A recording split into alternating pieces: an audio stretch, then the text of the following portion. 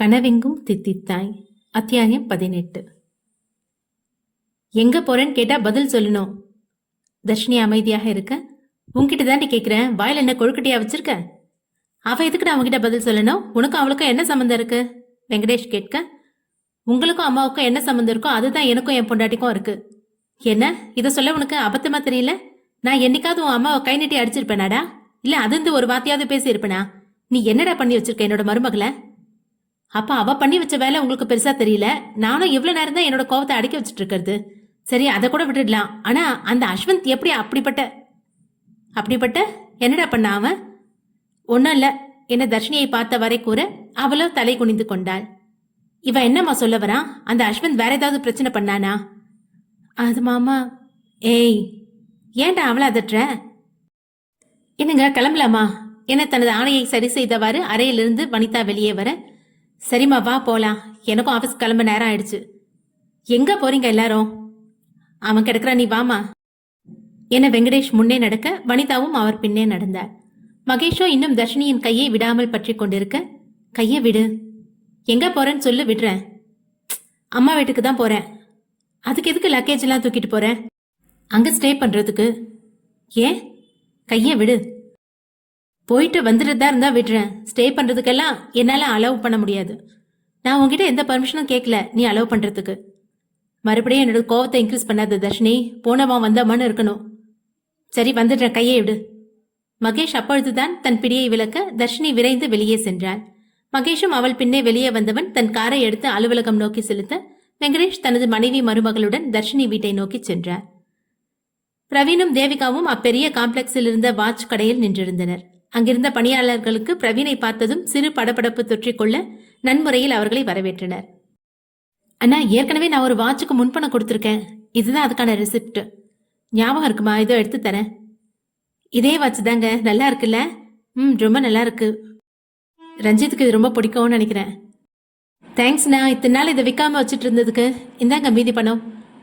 அது வேணாமா என பிரவீனை பார்த்தவாறு கடை ஊழியர் தயங்கி கூற, இது வாட்சுக்கான மீதி பணம்னா எதுக்கு வேணான்னு சொல்றீங்க? இது நம்மளோட காம்ப்ளெக்ஸ் தேவி. என்ன என வாயை பிளக்க, உனக்கு வேற ஏதாவது வேணும்னா வாங்கிக்கடி. இல்லைங்க, எனக்கு எதுவும் வேணாம். சார், புதுசா ஒரு கப்பிள் வாட்ச் வந்திருக்கு, பாக்குறீங்களா? வாங்கலாமாடி? இல்ல, நேரமாச்சு, கிளம்பலாம். வீட்டுக்கு அனுப்பி வைங்க, பிடிச்சிருந்தா எடுத்துக்கிறோம், இல்லைன்னா திருப்பி அனுப்பி வச்சிடலாம். சரி சார். தேவிகா தன்னுடன் பிறப்புக்காக வாங்கிய வாட்சை பையில் வைத்தவள் கடையை விட்டு வெளியே செல்ல பிரவீனும் அவளின் முக மாற்றத்தை கவனித்துக் கொண்டே பின்னே சென்றான். சிறிது நேர பயணத்தில் தேவிகாவின் விசும்பல் சத்தம் கேட்டு வண்டியை ஓரமாக நிறுத்தினான் பிரவீன். வண்டி நின்றதும் தேவிகா தன் நிலை உணர்ந்து தன்னை நிதானிக்க, எதுக்கு இப்ப அழற? ஸ்னே இல்லாம சும்மா அழுதுட்டு இருந்தா நான் என்ன நினைக்கிறது என பொறுமை இழந்து கத்த, நான் உங்களுக்கு தகுதியே இல்லைல்ல. வாட், தகுதியா? நீங்க இவ்வளோ பெரிய பணக்கார வீட்டு புள்ள. ஆனா நான் தேவிகா, அது சாரிங்க. நான் ஃபர்ஸ்ட் டைம் அந்த கடைக்கு போகும்போது என்ன அத்தனை பேரும் எவ்வளோ ஏளனமா பார்த்தாங்க தெரியுமா? இன்னைக்கு உங்க கூட வந்தப்ப எல்லாரும் அவ்வளோ மரியாதையா அமைதியா பேசுறாங்க. சரி விடுடி, இனி அதை பத்தியெல்லாம் யோசிச்சுட்டு லூஸ் மாதிரி அழாத. என்னால தான் பார்க்க முடியல. இல்லைங்க, என்ன இருந்தாலும் உங்க தகுதிக்கு நான் என்றவளை மேலும் பேச விடாமல் தடுத்தான். முகத்தை கழுவு, இன்னும் 5 மினிட்ஸ்ல வீடு வந்துடும். அங்க போய் இதே மூஞ்சியோடு நின்ன என்னோட மாமனார மச்சானும் சேர்ந்து என் மண்டையை பொழந்துருவாங்க. அவங்க ஒன்றும் அப்படி பண்ண மாட்டாங்க. நீங்களே தப்பு பண்ணியிருந்தாலும் என்னதான் கூப்பிட்டு வச்சு திட்டுவாங்க. அதுவும் இந்த ரஞ்சித் இருக்கானே, அவனுக்கு நீங்க என்னதான் வசியம் பண்ணீங்களோ தெரியல. மாமா மாமன் பைத்தியமா இருக்கான். தன் தந்தையின் கெடுபிடியில் ஒரு வாரமாக வெளிநாட்டு ப்ராஜெக்டை கவனிக்க சென்ற அஸ்வந்தை அவனது நண்பன் ஈஸ்வர் அழைத்து வர ஏர்போர்ட்டின் வெளியே காத்திருந்தான். ஹாய் மச்சி. ஹாய்டா. போன விஷயம் நல்லபடியா முடிஞ்சுதா? ஆமா மச்சி, அப்பாவே பாதி வேலையை ஃபோன் மூலமாவே முடிச்சிட்டாரு. ஸோ எனக்கு டென்ஷன் கொஞ்சம் கம்மி தான். சரிப்பா, வீட்டுக்கு கிளம்பலாம். நோ மச்சி, நேரம் ஆஃபீஸ்க்கு போயிடலாம். இப்போ தானேடா வந்த, ஃப்ரெஷ் ஆகிட்டு போகலாமே. உனக்கு சொன்னா புரியாது மச்சி. எனக்கு அந்த மகேஷோட ஆஃபீஸு நம்ம கைக்கு வந்ததே இன்னும் நம்ப முடியல. ஸோ அந்த ஆஃபீஸ்க்கு தான் நாம் இப்போ போக போகிறோம். இனி அந்த மகேஷ் எங்கே போய் மூஞ்ச காட்டுவான்னு நாமளும் பார்க்கலாம். மச்சி, என்னடா? நிஜமாவே அவனோட ஆஃபீஸ் உன்னோட கைக்கு வந்துடுச்சாடா? அதில் என்ன சந்தேகம் உனக்கு? நான் என்ன உங்ககிட்ட பொய்யா சொல்ல போகிறேன்? ஆனால் இன்னைக்கும் மகேஷ் அவனோட ஆஃபீஸில் தான் ஒர்க் பண்ணிட்டு இருக்கான். என்ன ஒர்க் பண்ணுறானா?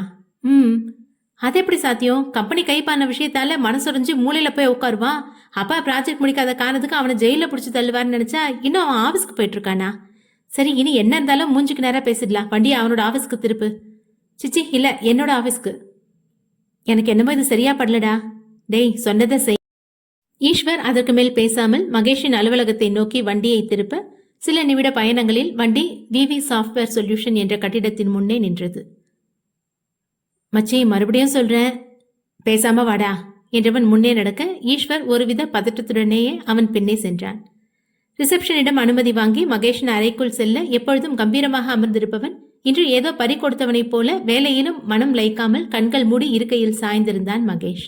கண்ணாடி வழியாக தெரிந்த அவனது தோற்றமே அஸ்வந்துக்கு குதூகலத்தை கொடுக்க கதவை திறந்து உள்ளே வந்தான். தன்னிடம் அனுமதி கூட கேட்காமல் கதவு திறக்கும் சத்தத்தில் கோபமாக கண்விழித்தவன் எதிரே அஸ்வந்த் நிற்கவும் கோபம் பல மடங்காகி இருக்கையிலிருந்து எழுந்து அவன் முன்னே வந்தவன் சிறிதும் யோசிக்காமல் வயிற்றில் ஒரு குத்துவிட தரையில் சுருண்டு விழுந்தான் அஸ்வந்த். ஈஸ்வர் பதறிப்போய் தன் நண்பனை தூக்கி நிறுத்த மகேஷ் 2 அடி பின்னே வந்தவன் மேஜை மேலே ஏறி அமர்ந்து இருக்கையில் கால்களை வைத்தபடி அவனை ஏளனமாக பார்த்து கொண்டிருந்தான். டேய், உனக்கு எவ்வளவு திமிரு இருந்தா என் மேல கைய வச்சிருப்ப? எனக்கு நார்மலாவே திமிரு கொஞ்சம் ஜாஸ்தி தான், இதுல உன் மேல கைய வைக்கிறதுக்கு தனியா திமிரு வேணுமாடா? டேய் நாயே, என்னோட கம்பெனில இருந்து முதல்ல வெளியே போடா. யாரோட கம்பெனி? எறும்பு புத்துக்கட்ட பாம்பு குடியிருந்த கதையெல்லாம் இருக்கு நீ சொல்றது கேட்கும்போது. இங்க பாருடா, இந்த கம்பெனி இப்போ என்னோட நேம்ல தான் இருக்கு. பிரச்சனை பண்ண நினைச்ச போலீஸை கூப்பிட வேண்டியிருக்கும். ஆல்ரெடி கூடிய சீக்கிரத்துல நீ அங்க போயிருவ, அது வேற விஷயம். Stop stop. கம்பெனி யாரோட நேம்ல இருக்கு? சொன்னது காதுல விழ. என்னோட நேம்ல தான் இருக்கு. Any proof? நான் அன்னைக்கு உனக்கு அனுப்பி வச்ச போட்டோவை பார்க்கல? அதே மாதிரி 1000 போட்டோ என்னால் ரெடி பண்ண முடியும். ஏன் அம்பானியோட மொத்த சொத்தும் என் பேர்ல இருக்க மாதிரி கூட பத்திரம் ரெடி பண்ண முடியும். ஆனா அதெல்லாம் உண்மையாயிடுமா? டேய், அது நீ நினைக்கிற மாதிரி ஃபேக் ஆனது இல்லடா. நீங்க 3 பேரும் சேர்ந்து சைன் போட்ட உண்மையான பத்திரம். அப்ப சரி, பத்திரத்தை காட்டு. அது என்ன? அது பத்திரம் எங்கடா இருக்கு? என்னடா முழிக்கிற? பத்திரம் அப்போ உன்கிட்ட இல்லையா? ஈஸ்வர் கேட்க, இல்லடா மச்சி, தர்ஷினி கிட்ட தான் இருக்கு. அவ அன்னைக்கு எடுத்துட்டு வரேன்னு சொன்னா. அப்போ அவசரமா கிளம்பி ஃபாரின் போனதுனால என்னால பத்திரத்தை வாங்க முடியல. அப்போ ஃபோன் போட்டு கேளுடா. ஃபோன் போட்டா மட்டும் உடனே கொண்டு வந்து தந்துருவாளா? அந்த மொத்த பத்திரமும் என் கையில வந்து எரிஞ்சு சாம்பலாகி பல நாள் ஆயிடுச்சுடா பரதேசி. உனக்கு எவ்வளவு தைரியம் இருந்தா என்னோட பொன்னாடியே எனக்கு எதிராக திருப்பி இருப்ப? அதுவும் இல்லாம என்னடா கிஃப்ட் பண்ற அவளுக்கு நீ என்றவன் மறுபடியும் அவனது வயிற்றில் பலம் கொண்டு குத்த, மகேஷ் ப்ளீஸ், தெரியாம ஏதோ பண்ணிட்டான், விட்டுடுங்க. ஈஸ்வர் சொல்ல, எது இது தெரியாம பண்ற விஷயமா? டேய், உன்னோட பொண்டாட்டி என்னை நம்ப வச்சு ஏமாத்திட்டா. அவளை நான் சும்மா விட மாட்டேன்டா. ரியலி? உன்னால முடிஞ்சதை ட்ரை பண்ணிப்பாரு. டேய் சும்மா பேசாம இருறா என்றவன் தனது நண்பனின் வாயை மூடி தரத்தரவென்று இழுத்து அலுவலகத்திற்கு வெளியே அழைத்து வந்தான். டேய் என்னடா பண்ற? அவனோட இடத்துக்கு வந்து அவனே மிரட்டுற. ஏதோ நம்ம நல்ல நேரத்துக்கு 4-5 குத்தோட வெளியே வந்துட்டோம், இல்லைன்னா போட்டு தள்ளியிருப்பான். என்னால இந்த ஏமாற்றத்தை தாங்க முடியலடா. அந்த ஊம குசும்பி தர்ஷினி எப்படி நம்ப வச்சு என்னை ஏமாத்திட்டா? உனக்கு அது ஃபர்ஸ்டே புரிஞ்சிருக்கணும் மச்சி. என்ன இருந்தாலும் பொண்ணுங்களுக்கு ஃபர்ஸ்ட் ப்ரிஃபரன்ஸ் அவங்களோட ஹஸ்பண்ட் தான். அவளுக்கு மகேஷை பிடிக்காத மாதிரியே பேசினாடா. அதான் நானும் என் திட்டத்தை சொல்லி சக்சஸ்ஃபுல்லா ஆச்சு. ஆனா கடைசி நேரத்துல இப்படி கவுத்துட்டா சதிகாரி. சரி சரி, நல்ல வேலை இது இதோட முடிஞ்சது. அப்பாக்கு அதுக்கு மட்டும் போயிருந்தது உன்னோட சேர்த்து என்னையும் சமாதி கட்டியிருப்பாரு. அதுவும் சரிதான். இனி நாம எடுத்து வைக்கிற ஒவ்வொரு அடியும் கவனமா எடுத்து வைக்கணும். இல்லைன்னா அப்பாவோட பேரை யூஸ் பண்ணி நாம செய்யற இல்லீகல் வேலையையும் வெளியே தெரிய வாய்ப்பு இருக்கு. ஆமச்சி, இப்பதானே ஞாபகம் வருது. புதுசா நம்மளுக்கு ஒரு கிளையண்ட் வந்திருக்காங்க. பேசி பார்த்துட்டேன், பணம் ஓகே. ஆனா ஆனா என்ன? ஆனா பேஷண்ட்டுக்கு ஒரு ஆக்சிடென்ட்ல 2 கண்ணும் தெரியாம போயிடுச்சான். அப்போ கண்ணா தேவைப்படுது. அதுவும் இன்னும் 2 நாள்ல முடிக்க முடியுமான்னு கேட்டிருக்காங்க. முடிச்சிடலான்னு சொல்லுடா. எப்படிடா அதுவும் 2 நாள்ல? அதான் இருக்காளே தர்ஷினி. டேய் மறுபடியும் அங்கேயே போய் கை வைக்காத, மாட்டிடுவோண்டா. ஏற்கனவே அந்த பிரவீன் மேல கை வைக்க போய் எப்படியோ அந்த சைனாக்காரனோட கதை முடிஞ்சது. நாம மட்டும் இதுல இன்வால்வ் ஆயிருக்கோம்னு தெரிஞ்சிச்சு, அவ்வளவுதான் மச்சி. நமக்கு ஃபியூச்சரும் இல்லை, லைஃபும் இல்லாம ஆயிடும். மாட்டினா நாம எங்கடா மாட்டுவோம்? என்னோட அப்பா தான் மாட்டுவாரு. அவர் நல்ல மனுஷன்டா. மாட்டினாலும் பெத்த பிள்ளைய காட்டி கொடுக்க மாட்டாரு. என்னவோடா, எனக்கு ஜெகன் இறந்ததுல இருந்தே நம்மளை சுத்தி நடக்கிறது எதுவும் சரியா படல. எங்க மாட்டிடுவோமோன்னு பயமா இருக்கு. நம்ம மாற்றுறதெல்லாம் இந்த ஜென்மத்துல நடக்காது. நீ இப்ப என்ன பண்ற? தர்ஷினியை எப்படி ஸ்கெட்ச் போட்டு தூக்கலான்னு பிளான் பண்ணு. எனக்கு கொஞ்சம் வேலை இருக்கு, நான் முடிச்சுட்டு வரேன். பாருக்கா கிளம்புற? என்னடா காலையிலே ஆரம்பிச்சிட்டியா? கொஞ்சம் அளவா குடிடா, நைட்டு வேலை இருக்கு. சரி சரி என்றவன் கால் டாக்ஸியில் பாரை நோக்கி சென்றவாறே அந்த பாரின் பெயரை சொல்லி அங்கே தனக்கு ஒரு காரை அனுப்புமாறு வேலையாட்களிடம் கூறியவன் பாரை சென்றடைந்தான். வழக்கம் போல் இல்லாமல் அன்று மாலையே தன் வேலையை முடித்து வீட்டிற்கு வந்து சேர்ந்தான் மகேஷ். அப்பொழுது கூடத்தில் வெங்கடேஷ் அமர்ந்திருக்க வனிதா ரெடியாகி அறையிலிருந்து வெளியே வந்தார். என்னம்மா, ரெடி ஆயிட்டியா?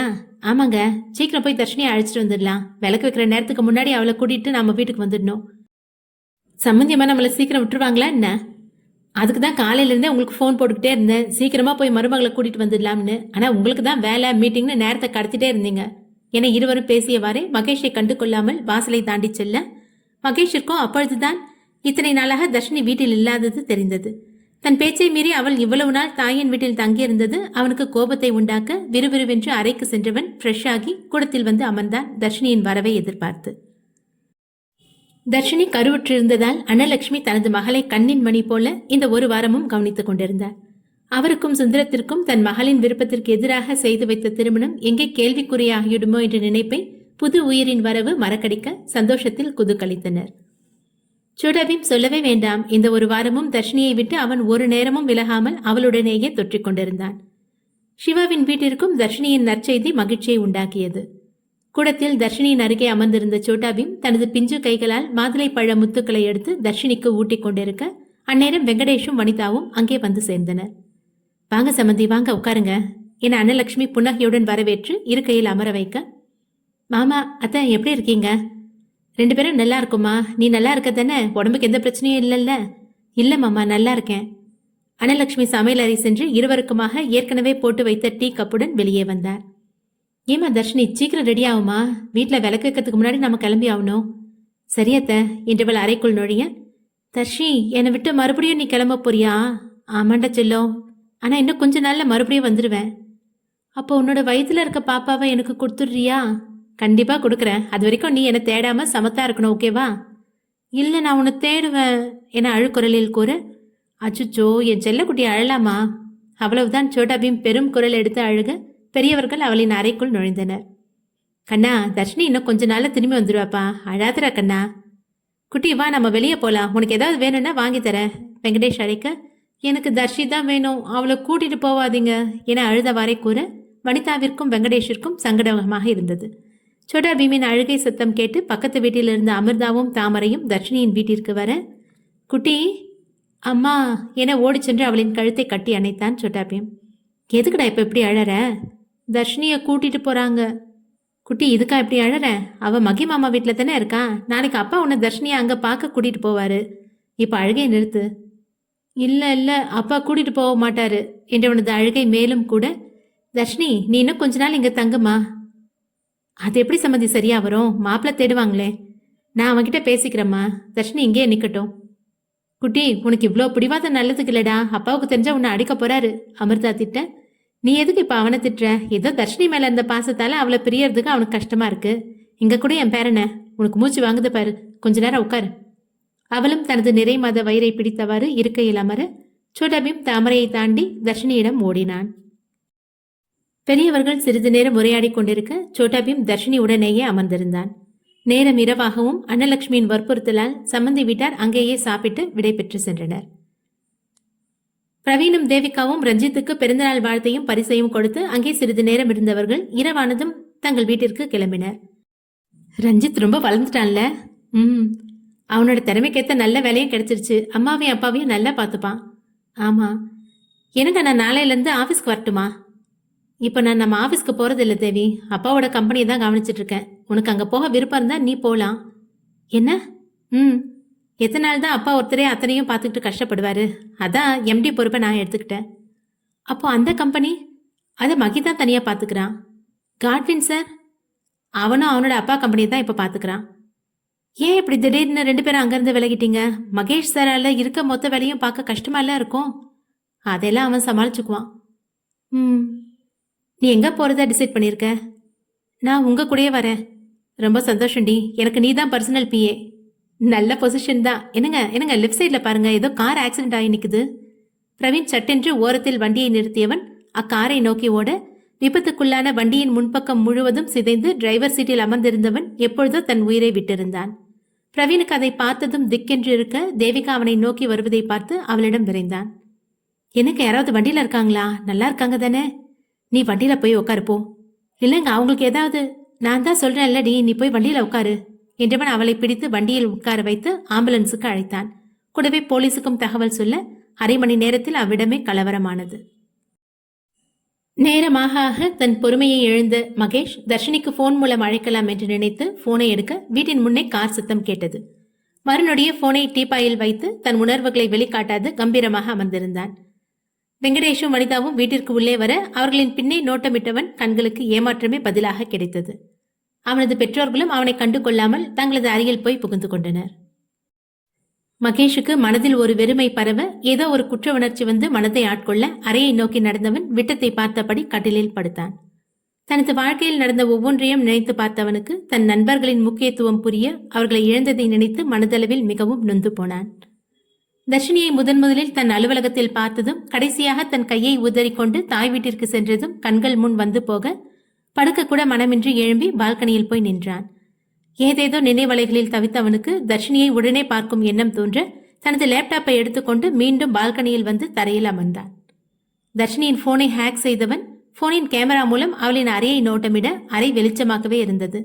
இரவு மணியை பார்த்தவன் அது 2 என்று காட்ட இந்நேரம் வரை இவள் என்ன செய்து கொண்டிருக்கிறாள் என்ற யோசனையில் திரையை பார்த்து கொண்டிருந்தவன் கண்களுக்கு தர்ஷினியின் முகம் தெரிய இதுவரை அவளுடன் தோன்றாத ஏதோ ஒரு உணர்வு தோன்ற அவளின் முகத்தையே பார்த்தபடி இருந்தான். தர்ஷினியோ மகேஷ் தன் போனை ஹேக் செய்தது தெரியாமல் கண்ணில் தூக்கம் வராததால் மகப்பேறு காலத்தில் பெண்கள் கடைபிடிக்க வேண்டிய வரைமுறைகளை பார்த்து கொண்டிருந்தாள். சிறிது நேரம் அவளை பார்த்து கொண்டிருந்தவன் அவளுக்கு கால் செய்ய சட்டென நிகழ்ந்த அவள் முக மாறுதலையும் தனது லேப்டாப்பின் வழியே பார்த்து கொண்டிருந்தான்.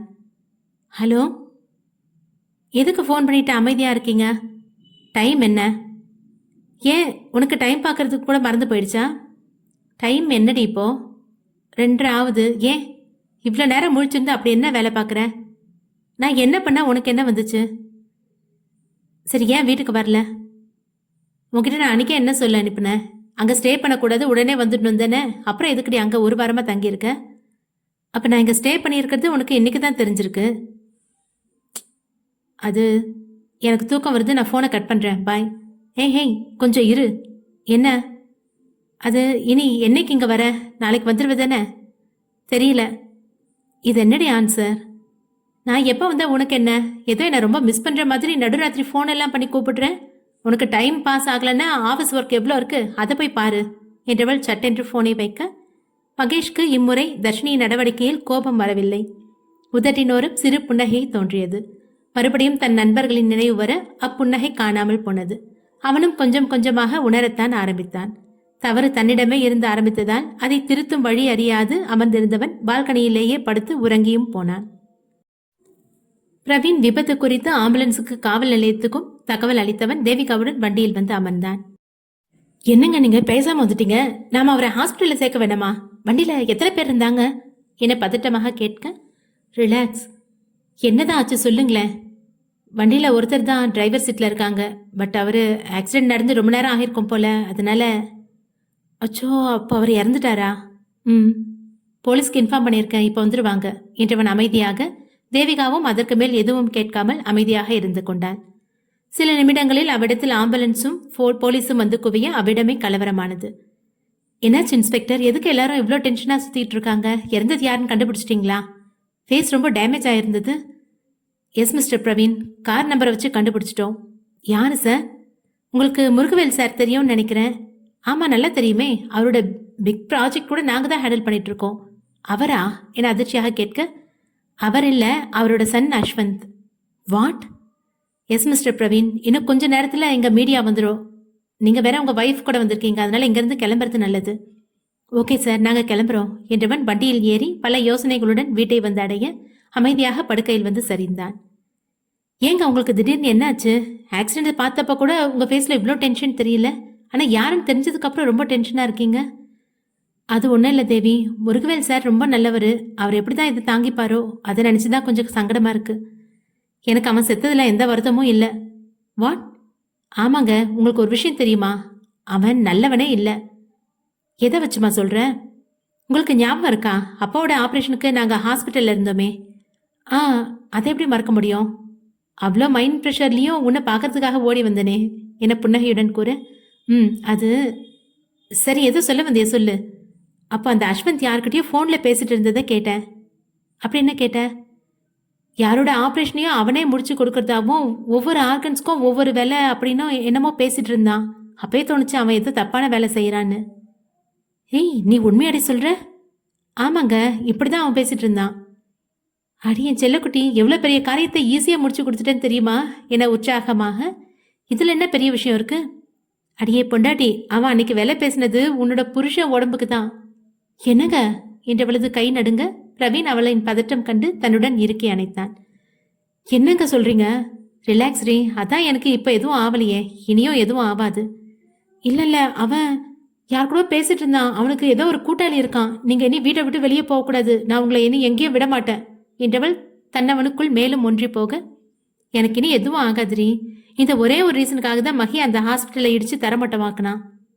என்ன என ஆச்சரியமாக கேட்டவள் அவனிடமிருந்து சற்று விலக, எதுக்கடி தள்ளி போற என்றவன் மீண்டும் அவளை அணைத்தான். உங்க மேல எவ்வளோ பாசம் வச்சிருக்காருல மகேஷ் சார். நாளைக்கு என்ன மகேஷ் சாரை பார்க்க கூட்டிட்டு போறீங்களா? எதுக்கு? ஏதாவது ப்ரெசன்ட் வாங்கி கொடுத்துட்டு வரலாம். அதான் எதுக்கு? உங்களுக்கு எவ்வளோ பெரிய ஹெல்ப் செஞ்சுருக்காரு. இதனால நம்ம பாசத்தையும் எப்படி காட்டலாம்ல? அதெல்லாம் வேணாம். ப்ளீஸ் ப்ளீஸ், நாளைக்கு போகலாமே. உங்ககிட்ட ஒரு தடவை சொன்ன பத்தாது என கோபமாக கேட்க, சாரிங்க, தெரியாமல் கேட்டுட்டேன். நாளைக்கு போக வேணாம், கொஞ்ச நாள் போகட்டும், அப்புறமா போய்க்கலாம். ஆஃபீஸில் நிறைய வேலை இருக்கு. சரிங்க. சரி தூங்க, டைம் ஆகுது பாரு, இன்னும் கொஞ்ச நேரத்தில் விடிஞ்சிடவே செஞ்சிரும் என்றவன் கண்கள் மூட தேவிகாவும் அவன் அருகாமையில் துயில் கொள்ள ஆரம்பித்தாள். தர்ஷினி காலை தாமதமாகவே எழுந்தவள் சோம்பல் முறித்தபடி கூடத்திற்கு வர அங்கே சோட்டாபியும் அவளுக்காக காத்திருந்தான். டேய் செல்லக்குட்டி, என்ன ஆளு முகமே சரியில்லாத மாதிரி இருக்கு?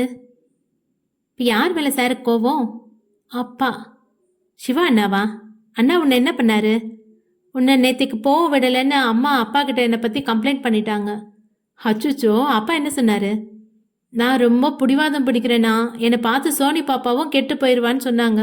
அப்பாவுக்கு இப்போ என்னை விட சோனி பாப்பா மேலே தான் ரொம்ப பாசம் என முகத்தை தூக்கி வைத்தபடி கூற, கண்ணா அப்படியெல்லாம் ஒன்றும் இல்லடா, அப்பா நீ செஞ்சு தப்பு திட்டினாரு. சரி அது போகட்டும், வா நாம சாப்பிடலாம்.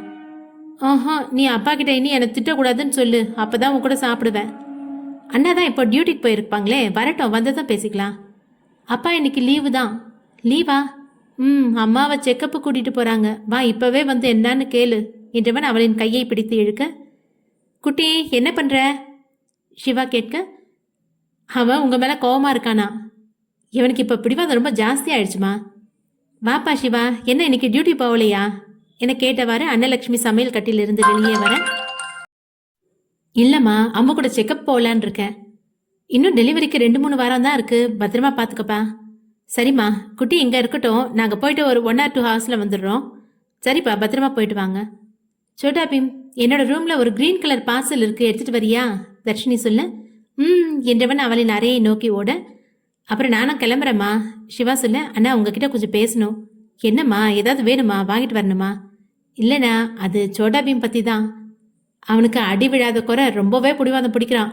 மகி என்ன நினைக்க போறானோ? அண்ணா அதை பற்றி இல்லை, அவனை பொறுத்த வரைக்கும் நீங்கள் தான் அவனுக்கு எல்லாமே, அதுக்கப்புறம் தான் நாங்கள் எல்லாரும். எனக்கும் தெரியுமேம்மா, எனக்கும் அவனுக்கு அப்புறம் தானே எல்லாம். இல்லைண்ணா, நீங்கள் இப்போ சோனி பாப்பா மேலே தான் ரொம்ப பாசமாக இருக்கிறது தான் அவனுக்கு நினைப்பு வந்துருச்சு. இதை ஆரம்பத்திலே சரி பண்ணிடணும், இல்லைனா அவன் மனசளவில் ரொம்ப கஷ்டப்படுவான். அவன் அப்படி ஏதாச்சும் உங்ககிட்ட சொன்னானா? ஆமாண்ணா, அவனை பார்த்து சோனி பாப்பா கெட்டு போயிடுவான்னு நீங்கள் சொன்னீங்களா? அது அவனுக்கு ரொம்ப கஷ்டமாக இருந்திருக்கு போல.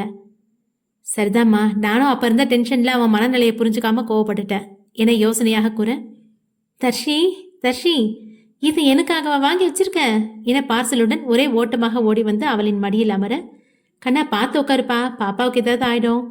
அச்சுச்சோ, பாப்பாவுக்கு வலிக்குமா என்றவன் தர்ஷினியின் வயிற்றை தடவ, ஒன்னும் லட செல்லும். குட்டி அப்பா கிட்ட வா, சிவா அழைக்க. சோட்டா பீம் தான் இப்பொழுது செய்த செயலுக்கு தன் தந்தை தன்னை கண்டித்து விடுவாரோ என தயங்கியபடியே சிவாவின் அருகில் போக, அவனது தயக்கம் எதற்கு என்று புரிந்த சிவா தன் மகனை அள்ளி கையில் வைக்க, அப்பா சாரி. இட்ஸ் ஓகேடா, இனி இப்படி பண்ணக்கூடாதுன்னு. உனக்கு ஏதாவது வேணுமா? அப்பா வரும்போது வாங்கிட்டு வரேன். வேணாம்ப்பா, இங்கே பாருங்க, தர்ஷினி எனக்கு நிறைய சாக்லேட் வாங்கி வச்சிருக்கா. சிவா தன் மகனின் முகத்தில் சில முத்தங்களை இட்டு அன்னலட்சுமியிடம் ஒப்படைத்தவன் அவர்களிடமிருந்து விடை பெற்று அமிர்தாவையும் தாமரையும் அழைத்து மருத்துவமனை நோக்கி சென்றான். பிரவீன் அலுவலகத்திற்கு கிளம்பியவன் சில யோசனைகளுக்கு பின் நேராக காட்வினை பார்க்க சென்றான். என்னடா மச்சி, காலையில் இந்த பக்கம்? உன்கிட்ட ஒரு முக்கியமான விஷயம் பற்றி பேசணும்டா, ஃப்ரீயாக இருக்கியா? ஃபஸ்ட்டு உட்காரு. இப்போ சொல்லு. மச்சி, எல்லாத்துக்கும் காரணம் அந்த அஸ்வந்த் தான்டா. அதான் தெரியுமே, கம்பெனி விஷயம் இல்லைடா, ஆர்கன் சப்ளை பண்ணுற விஷயம். வாட்? பிரவீன் தன் மனைவி கேட்டறிந்த விஷயங்களை தன் நண்பனிடம் பகிர, என்னடா சொல்ற? நிஜமாதான்டா. மகிக்கு தெரியாதுல்ல? இன்னைக்கு ஈவினிங் அவனை மீட் பண்ணலாம். ஏன்? எனக்கு அந்த அஸ்வந்த் டெத்ல சந்தேகமா இருக்குடா. இதுல மகியோட கனெக்ஷன் இருக்குமோ என்னமோ. நானும் அப்படிதான்டா நினைச்சேன். ஆனா இது ஆக்சிடென்ட் தான். எதை வச்சு சொல்ற? இதை பாரு, இன்ஸ்பெக்டர்கிட்ட கேட்டு சிசிடிவி ஃபுட்டேஜ் வாங்கினேன்.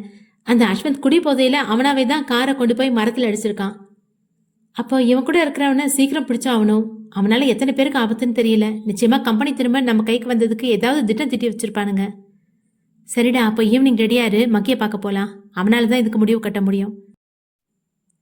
மாலையிலேயே தன் வேலையை ஓரளவுக்கு முடித்த மகேஷ் வீட்டிற்கு செல்லாமல் நேராக தர்ஷினியின் வீட்டிற்கு வண்டியை திருப்பினான். அன்னலட்சுமி தனது மருமகன் வீட்டிற்கு வந்ததை நினைத்து பரவசமாக, தர்ஷினியோ ஆச்சரியத்துடன் மகேஷை பார்த்தாள். அவனோ எதையும் கண்டு கொள்ளாமல் கூடத்திலிருந்த சோட்டா பீமுடன் வம்பு இழுத்தபடி அமர்ந்திருந்தான். மக்கி மாமா, என்னடா தர்ஷினியை கூப்பிட்டு போக மாட்டே தானே? அது கண்ணா, இப்படி கேட்ட மகி மாமாவை சங்கடப்படுத்தாத.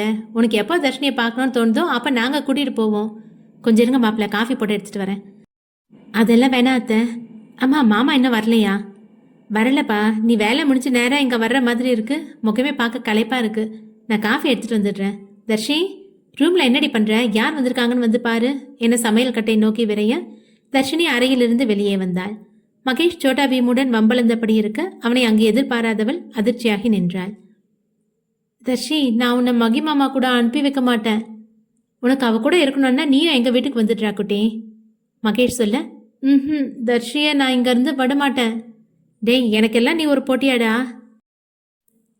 இங்கே பாரு, உனக்கு என்ன வாங்கிட்டு வந்திருக்கேன்னு என்ன சில தின்பண்டங்களை அவனிடம் காட்ட, ஐ ரசகுல்லா, அப்பாவுக்கு ரொம்ப பிடிக்கும், நான் அப்பாவுக்கு கொத்துட்டு வந்துடுறேன் என்றவன் பையுடன் அவனது வீட்டை நோக்கி ஓட, எப்படி கிளம்புறதா இருக்க? உன்கிட்ட தான் கேட்குறேன். இப்போ வரதா இல்லை. நானும் நீ இல்லாமல் போகிறதா இல்லை. ஓ, என்னையிலேருந்து இந்த புது அக்கறை? அக்கறையெல்லாம் ஆரம்பத்துல இருந்தே இருக்கு. ஆனால் அதை எனக்கு எக்ஸ்போஸ் பண்ணதா இது வரைக்கும் தெரியல. இப்போ எப்படி திடீர்னு? ஏய், சும்மா வளவலன்னு பேசிட்டு இருக்காம போய் ரெடி ஆகிற வேலையை பாருடி. என்னால் இப்போவே உங்கள் கூட வர முடியாது. ஒய்? மாமா என்ன இன்னும் ஒரு வாரம் இங்கே இருக்க சொல்லியிருக்காரு. என்ன ஒரு வாரமா? அதுக்கு எதுக்கு உங்களுக்கு இவ்வளோ ஷாக்கு? ஏதோ பொண்டாட்டியை உருகி உருகி லவ் பண்ணுற மாதிரி.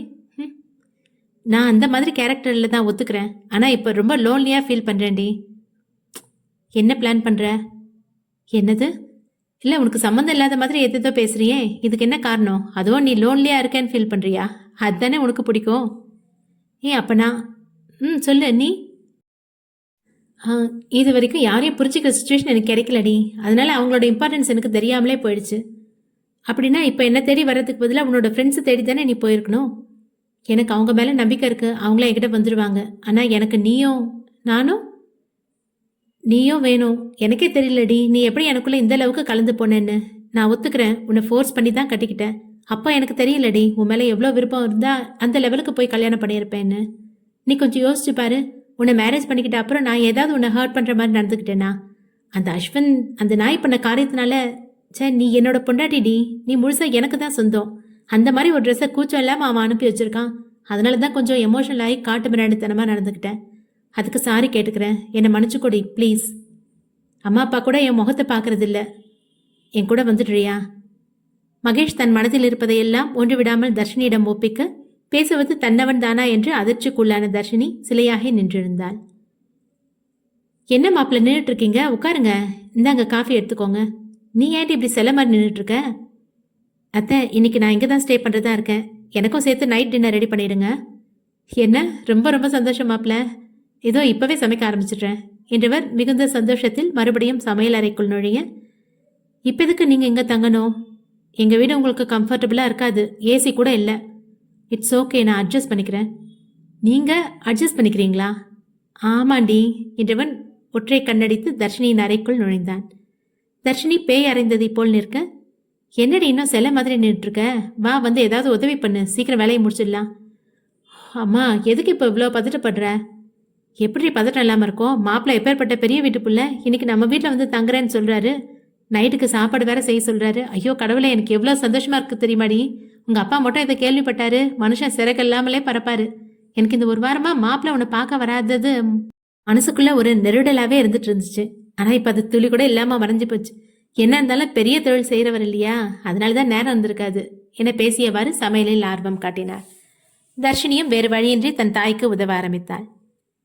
காட்வினும் பிரவீனும் தங்களது அலுவலக வேலையை முடித்து நேராக மகேஷின் வீட்டிற்கு வர வெங்கடேஷும் அப்பொழுதுதான் வீட்டிற்கு வந்து சேர்ந்தார். என்னப்பா 2 பேரும் சேர்ந்து வந்திருக்கீங்க? மறுபடியும் ஏதாவது பிரச்சனையா? இல்ல அங்கிள், மகிய பார்க்கணும்.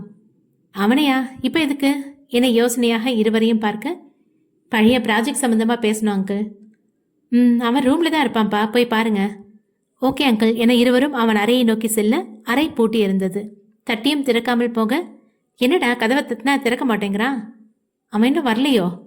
வெளியே அவனோட கார் நிற்குதான்னு பாத்தியா? இல்ல கவனிக்கலையே மச்சி. சரிவா கீழே போலாம். என்னப்பா போன உடனே திரும்பி வர மாதிரி இருக்கு? அவன் வீட்டில் இல்லை போல அங்கிள். என்ன இன்னும் வரலையா? இந்த ஒரு வாரமா சீக்கிரமா தானே வந்துட்டு இருந்தான்.